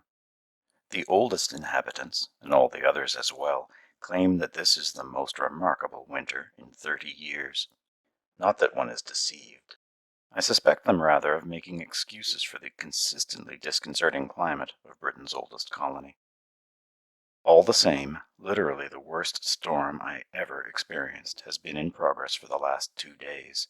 It began in the morning by the falling of a few innocent flakes. Then the north wind decided to take a hand. All night and all day and all night again it shrieked around the house, driving incredible quantities of snow before it. Half an hour after it began, you could not see 2 yards in front of your face. The man who attends to the hospital heating plant had to crawl on his hands and knees in order to reach his destination, taking exactly 1 hour to make the distance of 200 yards. At this institution it is the time-honored custom to rise at 5:30 each morning, which custom, although doubtless good for our immortal souls, is distinctly trying to our too painfully mortal flesh. Added to which, in spite of all our efforts, our pipes are frozen, and in this country the ground does not thaw out completely until July or August, when we are making preparations for being frozen in again. Think of what this means for a household of over 40, when every drop of water has to be hauled in barrels by our boys, and the superintendent has to stand over them to compel them to bring enough. Cleanliness at such a cost must surely be a long way towards godliness. I can now appreciate the story of the chaplain from a whaling ship who is said to have wandered into an encampment of the Eskimos. He told the people of heaven with all its glories, and it meant nothing to these children of the North. They were not interested in his story. But when he changed his theme and spoke of hell, with its everlasting fires which needed no replenishing, they cried, Where is it? Tell us that we may go." And big and little, they clambered over him, eager for details. By morning every room on the windward side of our house looked like the inside of an igloo. The fine drift had silted in through each most minute cranny and crevice, even though we have double windows all over the building, and on the night in question we had decided that sufficient fresh air was entering in spite of us to permit our disobeying our self-imposed anti-tuberculosis regulations. The wind and snow are so persistent and so penetrating that the merest slit gives them entrance, and the accumulations of such a night make one fancy in the morning that the King of the Golden River has paid an infuriated visit to our part of the globe. When I went into the babies' dormitory, every little bed was snowed under, and only the children's dark hair contrasted with the universal whiteness. The second night I verily thought the house would come about our ears. The gale had increased in fury, the thermometer stood at 30 below, and I stayed up to be ready for emergencies. At midnight, thinking one room must surely be blown in, I carried the sleeping babes into another wing of the house. If for any reason we had had to leave the building that night, none of us could have lived to reach a place of safety. I wish you could have seen us the following morning. The snow had drifted in so that in places it was over 6 feet high. I ventured out and found that every exit but one from the home was snowed up. We had, therefore, to dig ourselves out of the woodshed door and into the others from the outside. You make a dab with a shovel in the direction where you think you last saw the desired door before the storm, and trust the fates for results. Part of our roof has blown off, and our chimney is in a tottering condition. The greatest menace was the telegraph wires. The drifts in places were so huge that as one walked along, the wires were liable to trip one up. The doctor has just taken a picture of the dog team being fed from the third-story window of the hospital.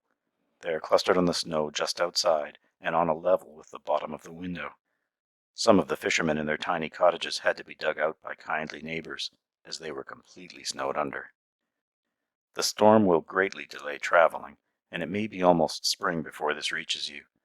It may interest you to know how my letters come to you in the winter time, and then perhaps you will not wonder so much at the delays.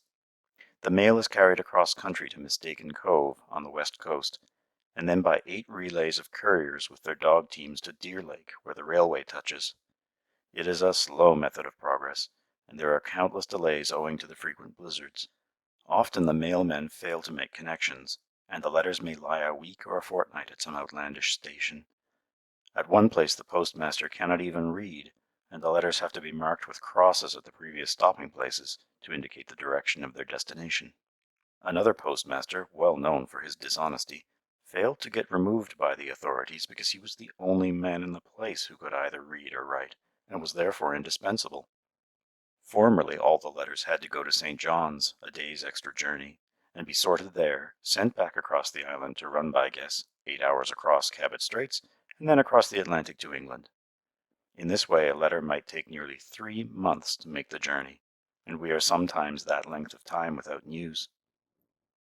Now a mild has set in, and the incessant drip, drip, drip on the balcony roof outside my window makes me perfectly understand how lunacy and death follow the persistent falling of a single drop on one spot on the forehead. February 11.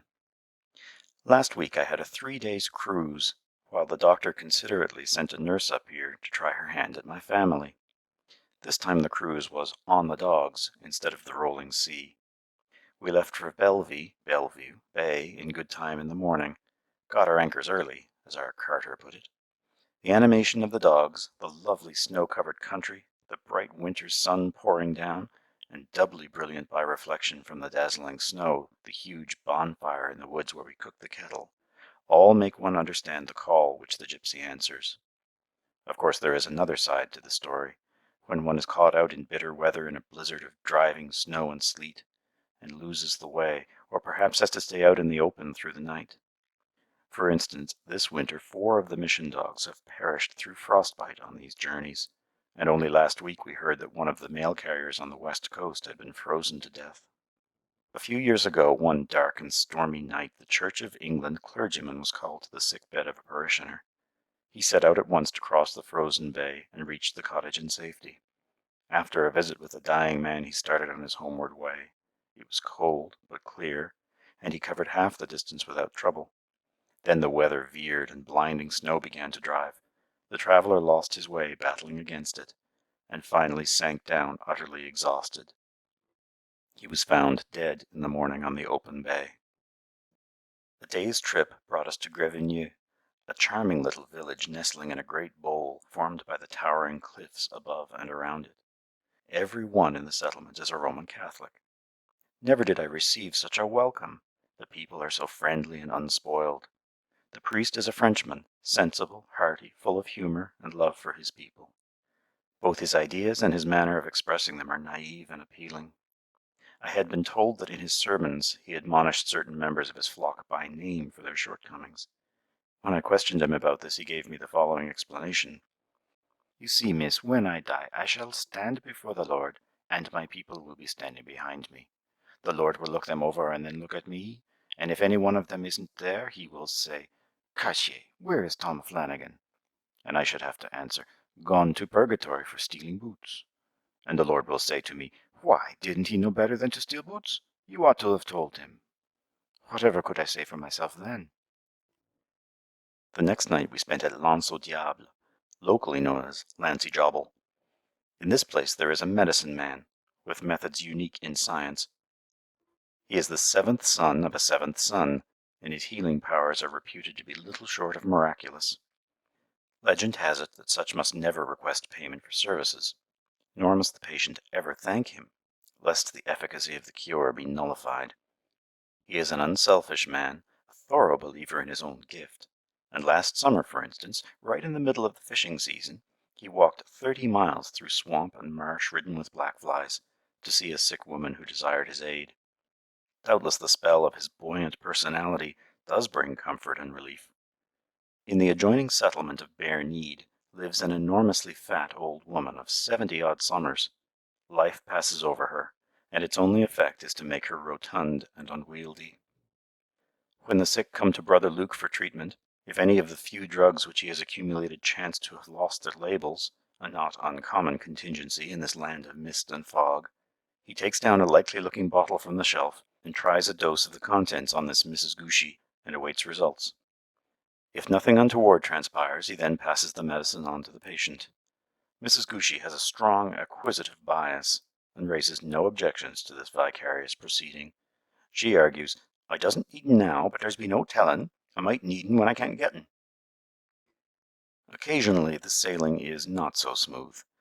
While we were there, the doctor saw a case of a woman from whom this Aesculapius had attempted to extract an offending molar, his only instrument being a kind of miniature winch which screws on to the undesired tooth. Its action proved so prompt and powerful that not only did it remove the tooth intended, but 4 others as well, and the entire alveolar process connected with them. It often made me feel ashamed to find how much some of these people had made of their meager opportunities. At one house a mother told me that she had only been able to go to school for 6 months when she was a girl, yet she had taught herself to read, and later her children also. She showed me most interesting articles which she had written for a Canadian newspaper describing the life on Le Petit Nord. She often had to sit up until 2 in the morning to knit her children's clothes, and rise again at dawn to prepare breakfast for the men of the household. The following day saw us homeward bound, only this time the travelling was not so romantic, for a mild had set in, and the going was superlatively slushy. The dogs had all they could do to drag the komatik with the luggage on it. The humans walked, generally in front of the dogs, and on snow rackets to make the trail a bit easier for the animals. This may sound an interesting way to spend a winter's day, but after 20 minutes of it you would cry, "Enough!" When we reached Belvy Bay, the ice around the shore was broken into great pans, but in the middle it looked good. To go round is an endless task, so we risked crossing. It was easy to get off to the center, for the big pans at the edge would float a far greater weight than a komatik and dogs and 3 people. The ice in the middle, however, which had looked so sure from the land wash, proved to be black. That is, very, very thin, though being salt water ice, it was elastic. It was waving up and down so as almost to make one seasick, but in its elasticity lay our only chance of safety. We flung ourselves down at full length on the komatik to give as broad a surface of resistance as possible, And what encouragement was given the dogs, we did with our voices. 4 miles did we drive over that swaying surface, and though at the time we were too excited to be nervous, we were glad to reach the terra firma of the standing ice edge. At each place we were received with the most cordial welcome, and scarcely allowed even to express our gratitude. It was always they who were so eager to thank us for giving them unasked the pleasure of our company. Their reception is always very touching. They put the best they have before you and will take nothing for their hospitality. In my various letters to you I have so often taken away the characters of our dogs that I must tell you of one, just to show that I have not altered in my devotion to our true first friend. This dog's name was Black, and he lived many years ago at Mistaken Cove. The tales of his beauty, his cleverness at tricks, and his endurance of difficulties are still told, but chiefly of his devotion to his master. After years of this companionship, the beloved master died, and was buried in the woods near his lonely little house. Black was inconsolable. He would eat nothing. He started up at every slightest noise, hoping for the familiar whistle. He haunted the well-worn wood path where they had had so many happy days together. Finally he discovered his master's grave, and was found frantically tearing at the hard earth and heavy stones. Nor would he leave the spot. Food was brought him daily, but it went untouched. For one whole week he lay in the wind and weather in the hole he had dug on the grave. There the children found him on the 8th morning, curled up and apparently asleep. His long quest and vigil were ended, for he had reached the happy hunting grounds. Who shall say that a beloved hand and voice did not welcome him home? Saint Antoine Children's Home, by courtesy, February 28. Of one thing I am certain, we must have a new home, for this house is not fit for habitation, and it is not nearly large enough. Even after my recent return from living in the tiny homes of the people which one would fancy to be far less comfortable, this is forcibly impressed upon me. We simply cannot go on refusing to take in children who need its shelter so badly. So please spread this broadcast among the friends in England. This home has been enlarged once since it was built, and yet it is not nearly big enough for our present needs. We have no nursery, and I only wish you could see the tiny room which has to do duty for a sewing room. It is certainly only called room by courtesy, for there is scarcely space to sit down, much less to use a needle without risk of injury to one's neighbor. The weekly mend alone, without the making of new things, means now between 200 and 300 garments in addition to the boots which the boys repair. As you can imagine, this is no light task, and we are often driven almost distracted. I think the stockings are the worst, sometimes 100 pairs to face at once. I fear we must once have been led into making some rather pointed remarks on this subject, for later, on going into the sewing room, we found a slip of printed paper cut from a magazine and bearing the title of an article, "Don't Scold the Children When They Tear Their Stockings." This building rocks like a ship at sea. The roof continually leaks, the windows are always "coming abroad," and the panes drop out at scattered times, while even when shut, the wind whistles through as if to show his utter disdain of our inhospitable and paltry efforts to keep him outside. On stormy nights, in spite of closed windows, the rooms resemble huge snowdrifts. 7 maids with 7 mops sweeping for half a year could never get it clear. The building heaves so much with the frost that the doors constantly refuse to work, because the floors have risen, and if they are planed, when the frost disappears, a yawning chasm confronts you. Our storeroom is so cold in winter that we put on Arctic furs to fetch in the food, and in summer it is flooded so that we swim from barrel to barrel, as Alice floated in her pool of tears. But far above all these minor discomforts is the one overwhelming desire not to have to refuse one of these little ones. One's heart aches when one remembers all the money and effort and love expended on a single child at home, that he may lack nothing to be prepared in body and spirit to meet the vicissitudes of his coming life journey. But in this land are hundreds of children, our own blood and kin, who must face their crushing problems often with bodies stunted from insufficient nourishment in childhood, and minds unopened and undeveloped, not through lack of natural ability, but because opportunity has never come to them. As one looks ahead one sees clearly what a contribution these eager children could offer their day, if only their cousins at home had "the eyes of their understanding purged" to behold things invisible and unseen. End of Section 5. Section 6. March 10. The seals are in. That to you, doubtless, does not seem the most engrossing item of news that could be communicated, but that merely proves what a long road you have to travel.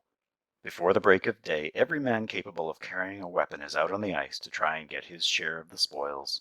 They carry every conceivable sort of gun, but the 6-foot muzzle loaders are the favorites. These ancient weapons have been handed down from father to son for generations, and locally go by the somewhat misleading sobriquet of the little darlants. The people call the seals swiles. There is an old story about a foreigner who once asked, "How do you spell swile?" The answer the fisherman gave him was, "We don't spell 'em (carry 'em), we mostly hauls 'em." Seabirds have also come in the swatches of open water between the pans. A gale of wind and sea has broken up the ice and driven it out of St. Mien's Bay, which is just around the corner from us. Thousands of tur are there, and the men are reaping many a banquet. A man's wealth is now gauged by the number of birds which are strung around the eaves of his house. It is a safe spot, for it keeps the birds thoroughly frozen, and well out of reach at this time of year of the ever-present dog. Some of the men were prevented from being on the spot for bird shooting as promptly as they desired by the fact that their boats, having lain up all winter, were not plymmed. If you put a dried apple, for instance, into water, it plyms. So do beans, and so do boats.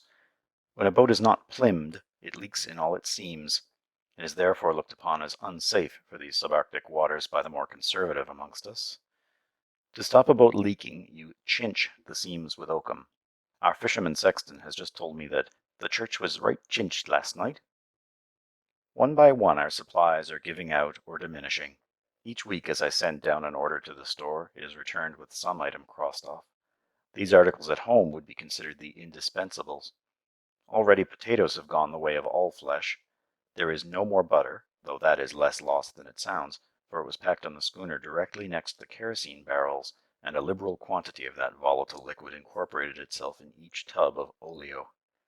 We are warned that the remaining amount of flour will not hold out till the spring boat, our first possible chance of getting reinforcements for our larder, unless we exercise the watchfulness of the Sphinx. The year before I came, the first boat did not reach Saint Antoine till the 28th of June. More excitement has just been communicated to me by Topsy, much more. A man from the Baie de Francais has killed a huge polar bear. It took 10 men and 6 dogs to haul the beast home after he had been finally dispatched. The man fired several shots at him, but did not hit a vital spot. One bullet only remained to him, and the bear was coming at him in a very purposeful manner.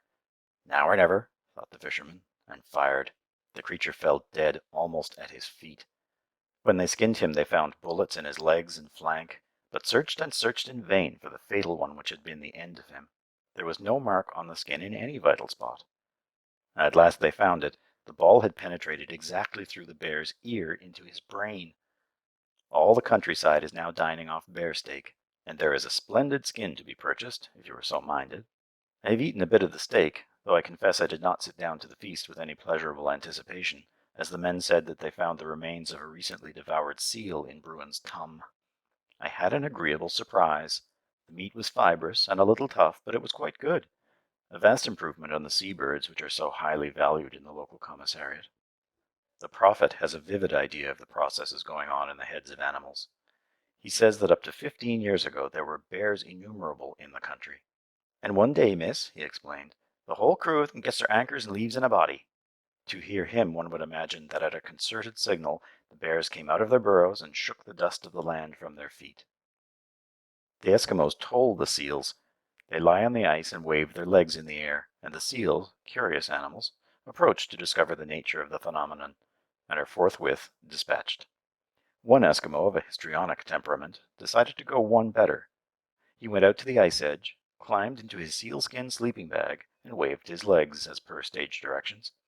We are not informed whether the device would have proved a successful decoy to the seals, for before any had been lured within range, another Inuit, having seen the sealskin legs gesticulating on the ice edge, naturally mistook them for the real thing, fired with regrettable accuracy, and went out to find a dead cousin.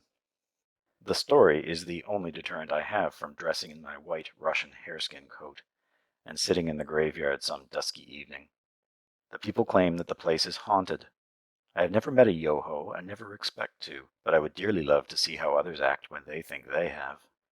Only the suspicion that they would plump for safety and fire the inevitable muzzle loader at my white garment keeps me from making the experiment in corpore vile. The birds and the seals and the bears and white foxes coming south on the moving ice are signs of spring. There is a stir in the air, as if the people as well sensed that the back of the long winter was broken. How it has flown! You cannot fancy my sensations of lonesomeness when I think that I shall never spend another in this country. You cannot describe or analyze the lure of the land and its people, but it is there and grips you. I have grown to love it, and you will welcome home an uncomplimentary homesick comrade when September comes. April 1. Last minute of Sunday, so here's to you. Tomorrow I shall be cheerfully immersed up to the eyes in work. Oh, this home! How little it deserves the name! Our English storms are nothing but babies compared with the appalling blasts which sweep down upon us from the north. In summer the furious seas dash against the cliffs as if to protect them from the desecration of human encroachment.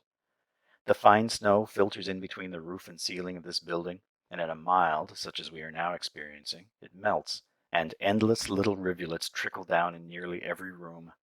The water comes in on my bed, on the kitchen range, and on the dining room table. It falls on the sewing machine in one room, on the piano and bookcase in another. Its catholicity of taste is plain disheartening. You ask whether these kiddies have the stuff in them to repay what you were pleased to term such an outlay of effort. My emphatic yes should have been so insistent as to have reached you by telepathy when the doubt first presented itself. The home has been established now long enough to have some of its graduates go out into life, and the splendid manhood and womanhood of these young people are at once a sufficient reward to us and a silencing response to you. Many of them have been sent to the States and Canada for further education, and are now not only writing a successful story for themselves, but helping their less fortunate neighbors in a way we from the outside never can, to turn over many a new leaf in their books. Yesterday I attended the theatre, only it was the operating theatre. The patient on this occasion was a doll, the surgeon a lad of 7, himself a victim of infantile paralysis, and the head nurse assisting was aged 9 and wears a brace on each leg. The stage was the children's ward of the hospital. Here are several pathetic little people, orthopedic cases, brought in for treatment during the winter, and who must stay till the spring boat arrives, as their homes are now cut off by interminable miles of snow wastes and icy sea. Nothing escapes their notice. They tear up their Christmas picture books, and when charged with the enormity of their offense, explain that they must have adhesive tape for their operative work. Dick, the surgeon, was overheard the other day telling Margaret, the head nurse, as together they amputated the legs of her doll, "This is the way Sir Robert Jones does it." Next to operating, the children love music, and they love it with a repertoire varied to meet every mood, from "Keep the Home Fires Burning" to "In the Courts of Belshazzar and 100 of his Lords." One 3-year-old scrap comes from a Salvation Army household, and listens to all such melodies with marked disapproval. But when the others finish, she pipes up, shutting her eyes, clapping her hands, and swaying back and forth. "Baby's left the cradle for the golden shore. Now he floats, happy as before." 3 of the kiddies are Roman Catholics and have taught their companions to say their prayers properly of an evening. They all cross themselves devoutly at the close, but this instruction has fallen on fallow ground in the wee 3-year-old. She sits with eyes tightly screwed together lest she be forced even to witness such heresy and schism. Yesterday I was walking with Gabriel when we came upon a tiny bird essaying his first spring song on a treetop nearby. Gabriel looked at the newcomer silently for several minutes, and finally, turning his luminous brown eyes up to my face, asked, "Do we sing hymns, teacher?" April 19. The village sale was held last week. This has become an annual occurrence, and the proceeds are devoted to varying good objects. This time the hospital was the beneficiary. For months the countryside, men and women, have been making articles, and I can assure you it is a relief to have it over, and such a success to boot, and life's quiet tone restored. We made large numbers of purchases, and consumed unbelievable quantities of more than solid nourishment. The people have shown the greatest ingenuity and diligence, and the display was a credit to their talent. I was particularly struck with the really clever carving representing local scenes which the fishermen had done, with no other tools than their jackknives. The auction was the keynote of the evening, due largely to the signal ability of the auctioneer. His methods are effective, but strictly his own. Cakes, made generally in graded layers and liberally coated with different colored sugar, were the favorites. As he held up the last teetering mountain, he bawled, "What am I bid for this wonderful cake? 'Tis a bargain at any price. Why, she's so heavy I can't hold her with one hand." It fetched $7. The yearly meet for sports was held in the afternoon before the sale, and was voted by all to be a great success. It is a far cry from the days when games were introduced here by the mission. Then the people's lives were so drab, and they had little idea of the sporting qualities which every Englishman values so highly. In those early days, if in a game of football one side kicked a goal, they had to wait until the other had done the same before the game could proceed, or the play would have been turned into a battle. Now everything in trousers in the place can be seen of an evening out on the harbor ice kicking a ball about. The harbor is our very roomy athletic field. 22 teams had entered for the dog race, and the start, when the whole number were ranged up in the line, was pandemonium unloosed. The dogs were barking out threatenings and slaughter to the teams next to them. Their masters were shouting unheeded words of command. The crowd were cheering their favorites, and altogether you would never have guessed from the racket and confusion that you were north of the roaring forties. The last event on the sports program was a scramble for colored candies by all the children of the village. Our flock from the home participated. The proceeding was as unhygienic as it was alluring, and our surprise was great when a universally healthy household greeted the morrow morn. When I heard the amount the poor folk had raised for charity out of their meager pittance, I felt reproached. It is a consistent fact here that the people give and do more than their means justify, and it must involve a hard pinch for them in some other quarter. Coming from the sale at 10 at night, I looked for our Yoho in passing the churchyard, but was unrewarded, though some of the harbor people assured me in the morning that they had seen it plainly. Can there be anything in the current belief that the men of the sea are more psychic than we case-hardened products of civilization, or is it merely superstition? There is a story here of a man called Galton, which is vouched for by all the older men who can recall the incident. It seems that in Savage Cove this old George Galton lived till he was 90. He died on December 4, 1883. On the 16th he appeared in the flesh to a former acquaintance at Port-au-Choix, 50 miles from the spot at which he had died. This man Shenix gives the following account of the curious visitation. "I was in the woods cutting timber for a day and a half. During the whole of that time I was sure I heard footsteps near me in the snow, although I could see nothing. On the evening of the second day, in consequence of heavy rain, I returned home early. I knew my cattle had plenty of food, but something forced me to go to the hay-pook. While there, in a few moments I stood face to face with old George Galton. I was not frightened. We stood in the rain and talked for some time. In the course of the conversation the old man gave me a message for his eldest son, and begged me to deliver it to him myself before the end of March. Immediately afterwards he disappeared, and then I was terribly afraid." A few weeks later Shenix went all the way to Savage Cove and delivered the message given to him in so strange a fashion. A word of apology and I close. In an early letter to you I recall judging harshly a concoction called bruise. Experience here has taught me that our own delicacies meet with a similar fate at the hands of my present fellow countrymen. I offered Carmen on her arrival a cup of cocoa for Sunday supper. After one sniff, biddable and polite child though she was, I saw her surreptitiously pour the hemlock cup out of the open window behind her. May 23. Many miles over the hills from Saint Antoine lies one of the wildest and most beautiful harbors on this coast. Nestling within magnificently high rocks, the picturesque coloring of which is reflected in the quiet water beneath, lies the little village of Crémaillère.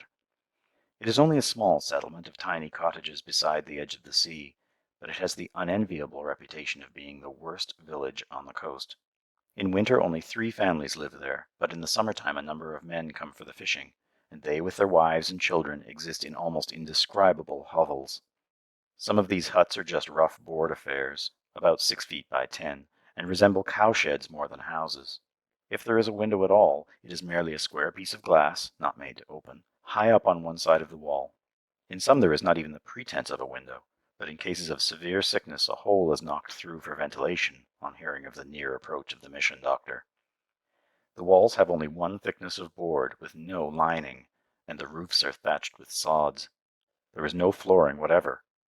Not one person in Crémaillère can either read or write.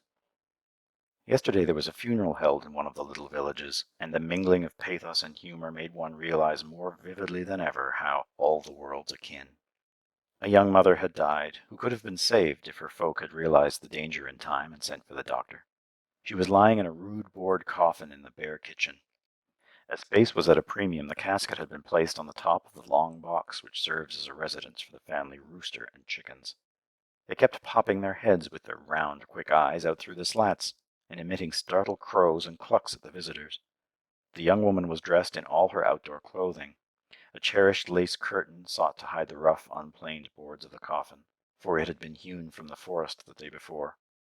The depth of her husband's grief was evidenced by the fact that he had spent his last and only $2 in the purchase, at the Nameless Cove General Store, of the highly flowered hat which surmounted his wife's young, careworn but peaceful face as she lay at rest. I saw for the first time an old custom preserved on the coast. Before the coffin was closed, all the family passed by the head of the deceased and kissed the face of their loved one for the last time, while all the visitors followed and laid their hands reverently on the forehead.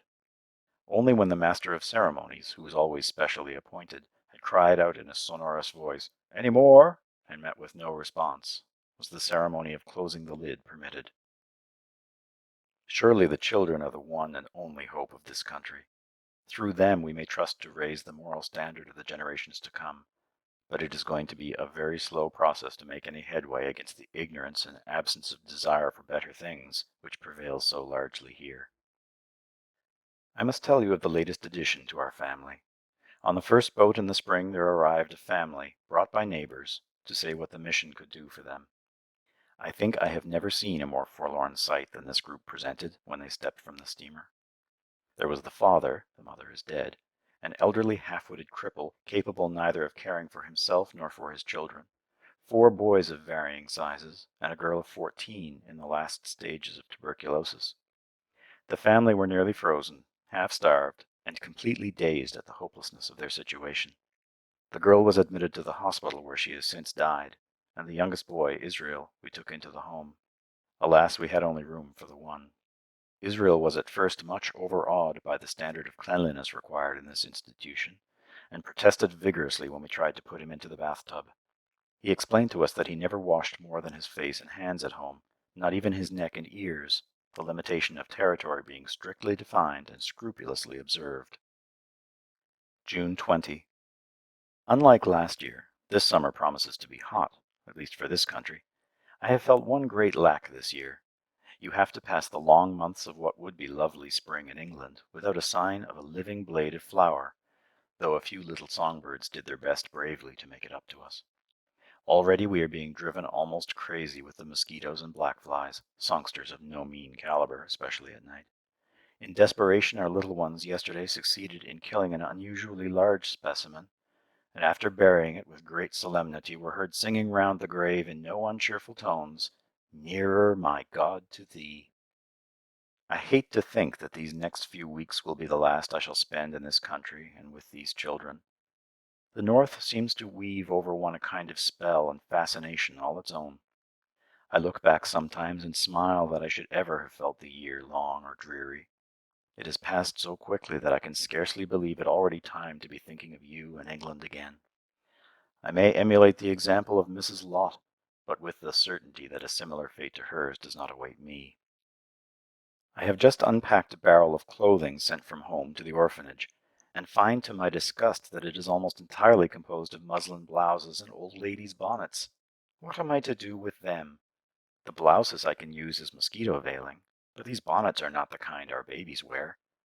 I shall present one to Topsy, who will look adorable in it. You hint it is hard to get up interest in Labrador because we are neither heathen nor black. I can imagine your sewing circle of dear old ladies, perhaps they sent the bonnets, discussing the relative merits of working to send aeroplanes to the Arabs, bicycles to the Bedouins, comforters to the Chinese, jumpers to the Japanese, handkerchiefs to the Hottentots, hairnets to the Hindus, mouth organs to the Mohammedans, pinafores to the Parsees, pajamas to the Papuans, prayer books to the Pygmies, sandwiches to the South Sea Islanders, or zithers to the Zulus. Just wait till I can talk to your dear old ladies. A few days ago we had a very narrow escape from fire. Indeed, it seemed for some time as if the whole of the mission would be wiped out. It was a half-holiday, and our boys had gone fishing to the Devil's Pond, a favorite spot of theirs about a mile away. Unfortunately, Noah was seized with the idea of lighting a fire by which to cook the trout, the matches having been stolen from my room. It had been dry for several days, there was quite a wind, and the fire, catching the furs, quickly got beyond the one required for culinary purposes. The boys first tried to smother it with their coats, but finding that of no avail, ran home to give the alarm. By the time the men could get to the spot, the fire had spread so rapidly that attention had to be turned towards trying to save the houses. The doctor's house was the one most directly threatened at first, and we proceeded to strip it of all furniture, carrying everything to the foreshore to be ready to be taken off if necessary. The doctor was away on a medical call, and you can imagine my feelings when I expected every moment to see the northern light come round the point, the doctor's house in flames, and his household goods scattered to the winds. Then we dismantled this place, the children having been sent at the outset to a place of safety, and removed the patients from the hospital. Every man in the place was hard at work, and there were few of us who dared to hope that we should have a roof over our heads that night. Happily, the wind suddenly dropped, the fire died down, and late that night we were able to return and endeavor to sort out babies and furniture. The goddess of disorder reigned supreme, and it was only after many weary hours that we were able to find beds for the babies and babies for the beds. And it was our boys who started the fire. I am covered with confusion every second when I stop to think of it, and wonder if this is not the psychological moment to make my exit from this mission. End of Section 6. Section 7. July 11. By invitation of the doctor, I am off for a trip on the Northern Light next week.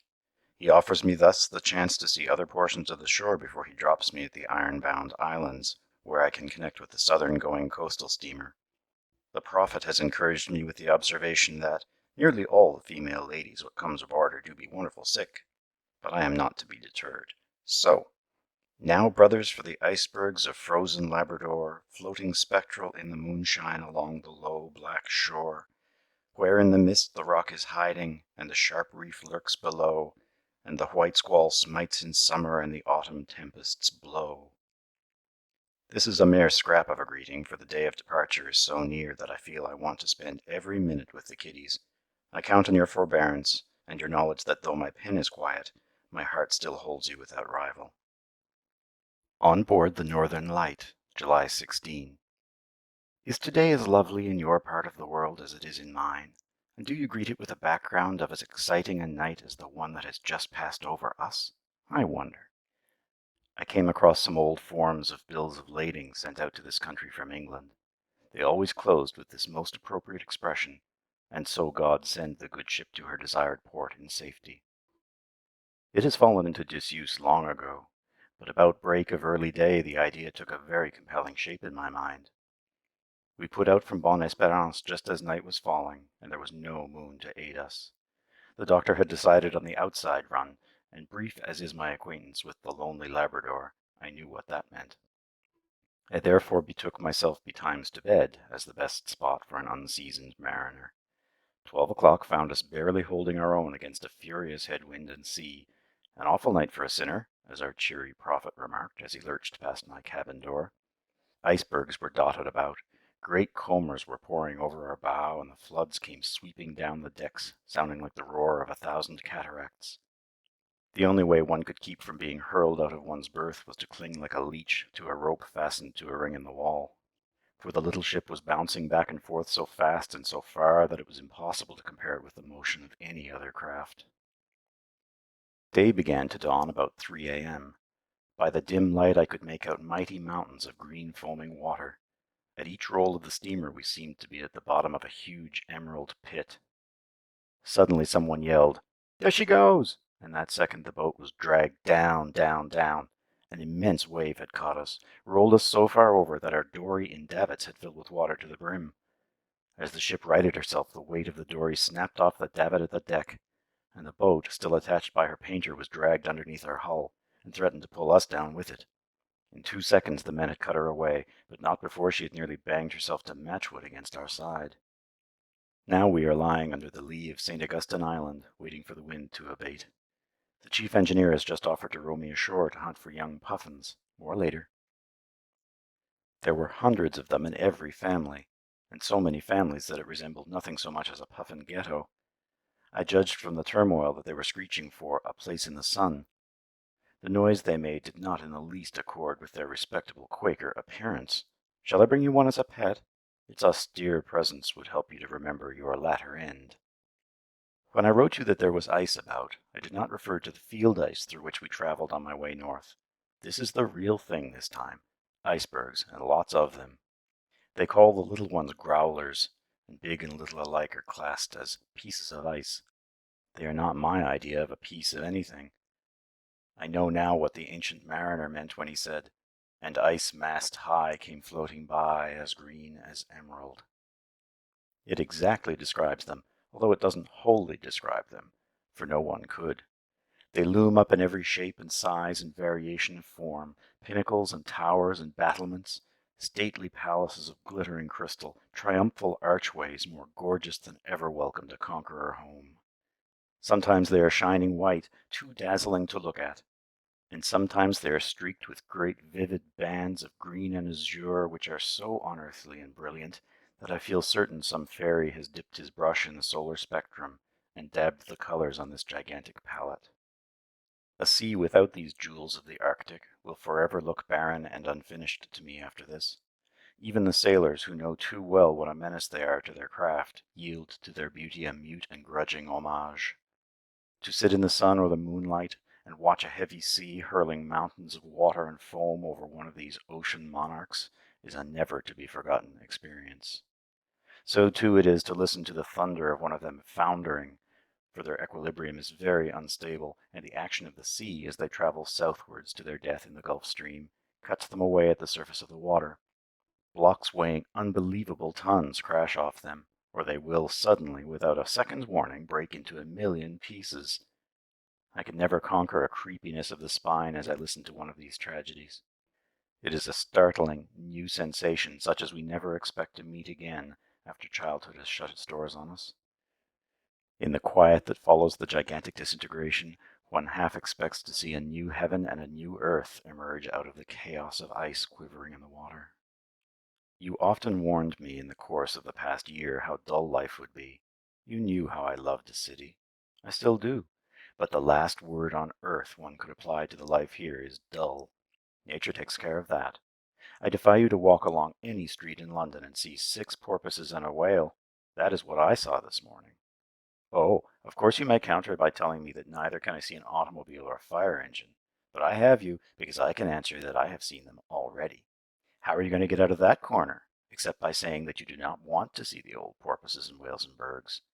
And I know your Scotch conscience forbids such distortion of facts.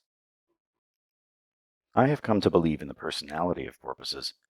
They swam beside the ship, playing about in the water all the while, rolling over and diving, and chasing each other just as if they knew they had a gallery.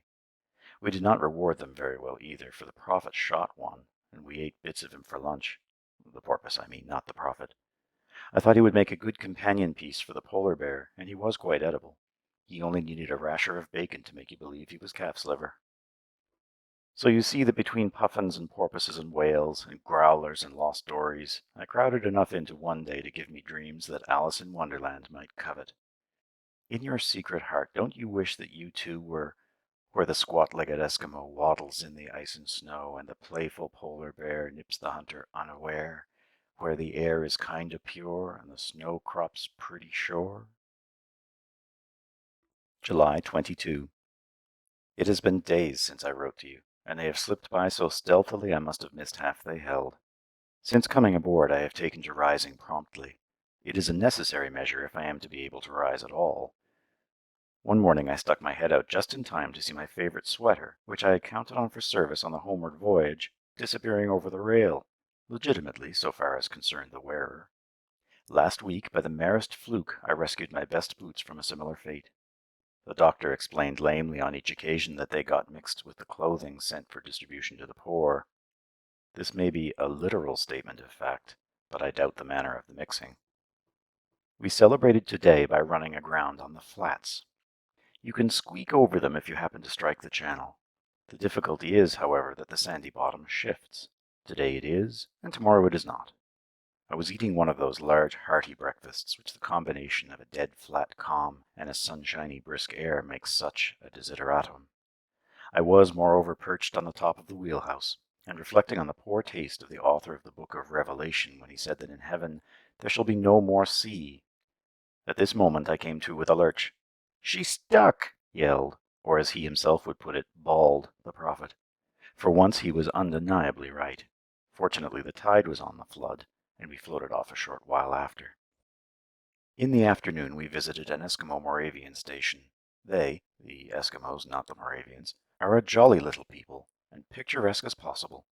Not that any aspersions on the Moravians are intended, for I have the greatest respect for them. My shining leather coat made a great hit. They fondled it and stroked it, and cooed at it as if it were a new baby. All the women past their very first youth seemed toothless. I wondered if it could be a characteristic of the tribe, sort of Manx Eskimo.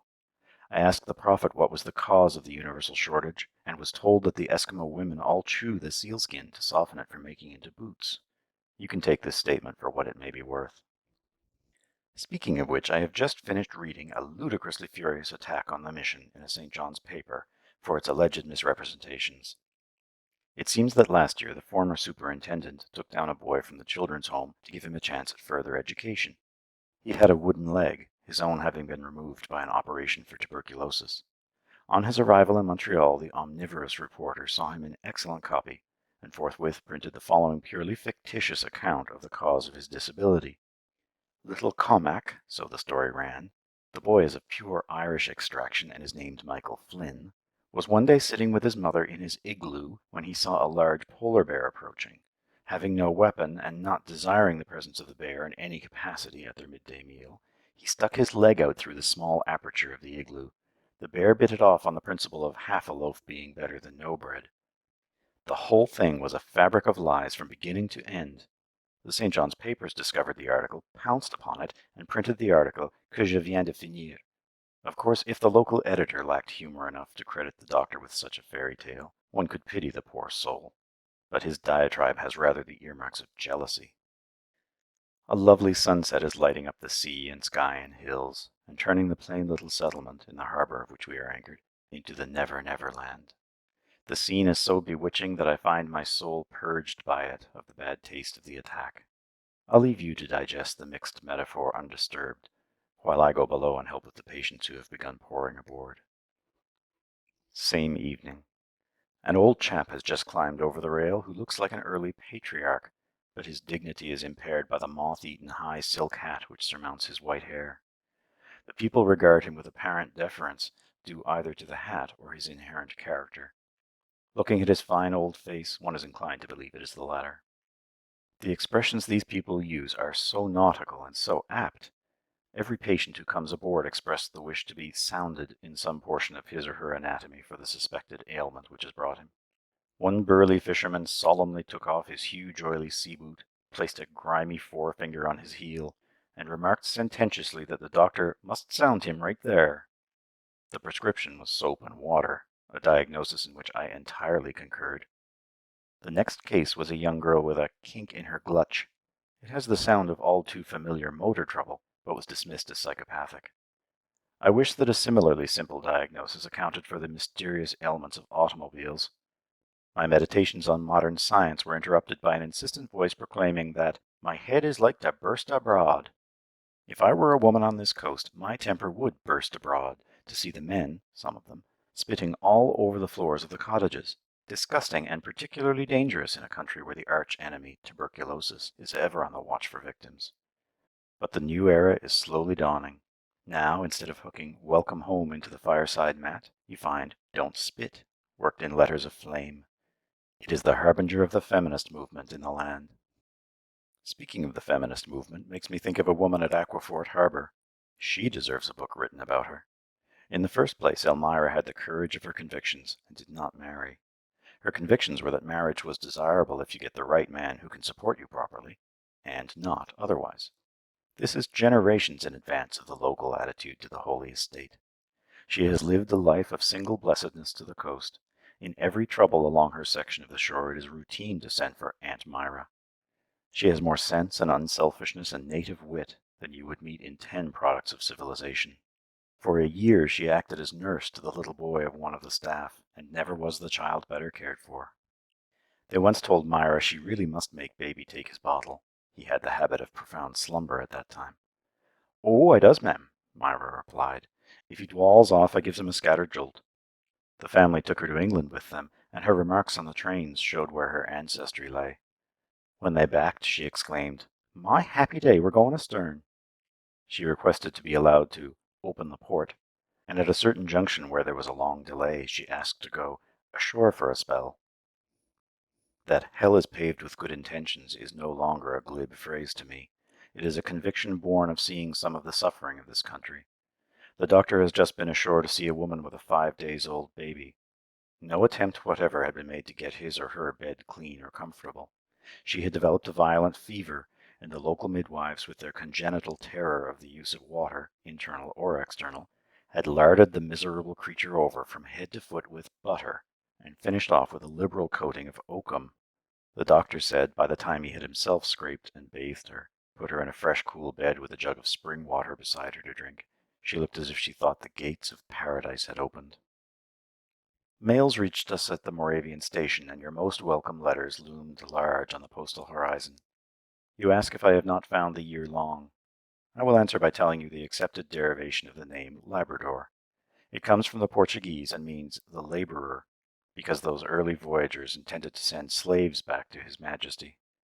Well-filled time, so the psychologists tell us, is short in passing, and down north, before you are half into the day's tasks, you look up to find that the embers of the day are red. You must have guessed, too, that I should not have evinced such contentment during these months if my fellow workers had not been congenial.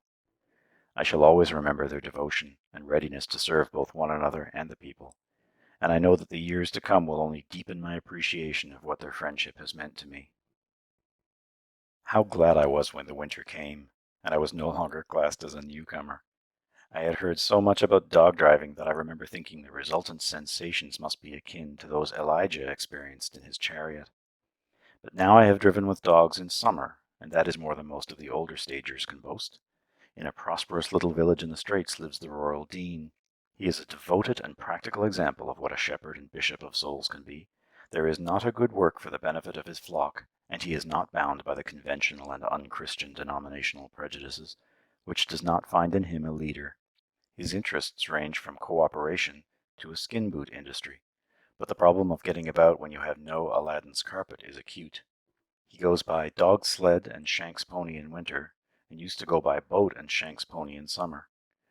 Then one day he had the inspiration of building a 2-wheeled shay and harnessing in his lusty and idle dog team. Now he drives about at a rate that Jehu the son of Nimshi would approve, and is independent of winds and weather. Sunday tomorrow, we are running south for the Ragged Islands. If I were not on the hospital ship, and therefore an involuntary example to the people, I would fall into my bunk at night with my clothes on, I am so weary. Ragged Islands, Sunday night. Just aboard again after prayers at the little church. It is a quaint and crude little edifice, and the people were so kindly and the service so hearty that one feels wonderful lifted up. To be sure, during the sermon I was suddenly brought up, all standing, by the amazing statement that the archangels go hop, hop, hop. One felt in one's bones that this was a misapprehension. The very earnest clergyman may have noticed my obvious disagreement, for at the close he shouted, "We will now sing the 398th hymn. Day of wrath, O day of mourning, see fulfilled the prophet's warning, heaven and earth in ashes burning." This goes off into the blue on the chance of its reaching you before I come myself and share a secret with you. For tomorrow we are due at the iron-bound islands, and there I leave the Northern Light, and end the chapter of my life as a member of the mission staff. The appropriateness of the closing hymn in the little church last night is borne more than ever forcibly in upon me with the chill light of early morning, for I verily feel as though my world were tottering about my ears. I am still optimist enough to know that life will hold many experiences which will enrich it, but in my secret heart I cherish the conviction that this year will always stand out as a keynote, and a touchstone by which to judge those which succeeded. My greatest solace in the ache which I feel in taking so long a farewell of a people and country that I love is that I shall always possess them in memory, a treasure which no one can take from me. As I look back over the quickly speeding year, I find that I have forgotten those trivial incidents of discomfort which pricked my hurrying feet. All I can recall is the rugged beauty of the land, the brave and simple people with their hardy manhood and more than generous hospitality, and most of all my little bairns who hold in their tiny hands the future of Le Petit Nord.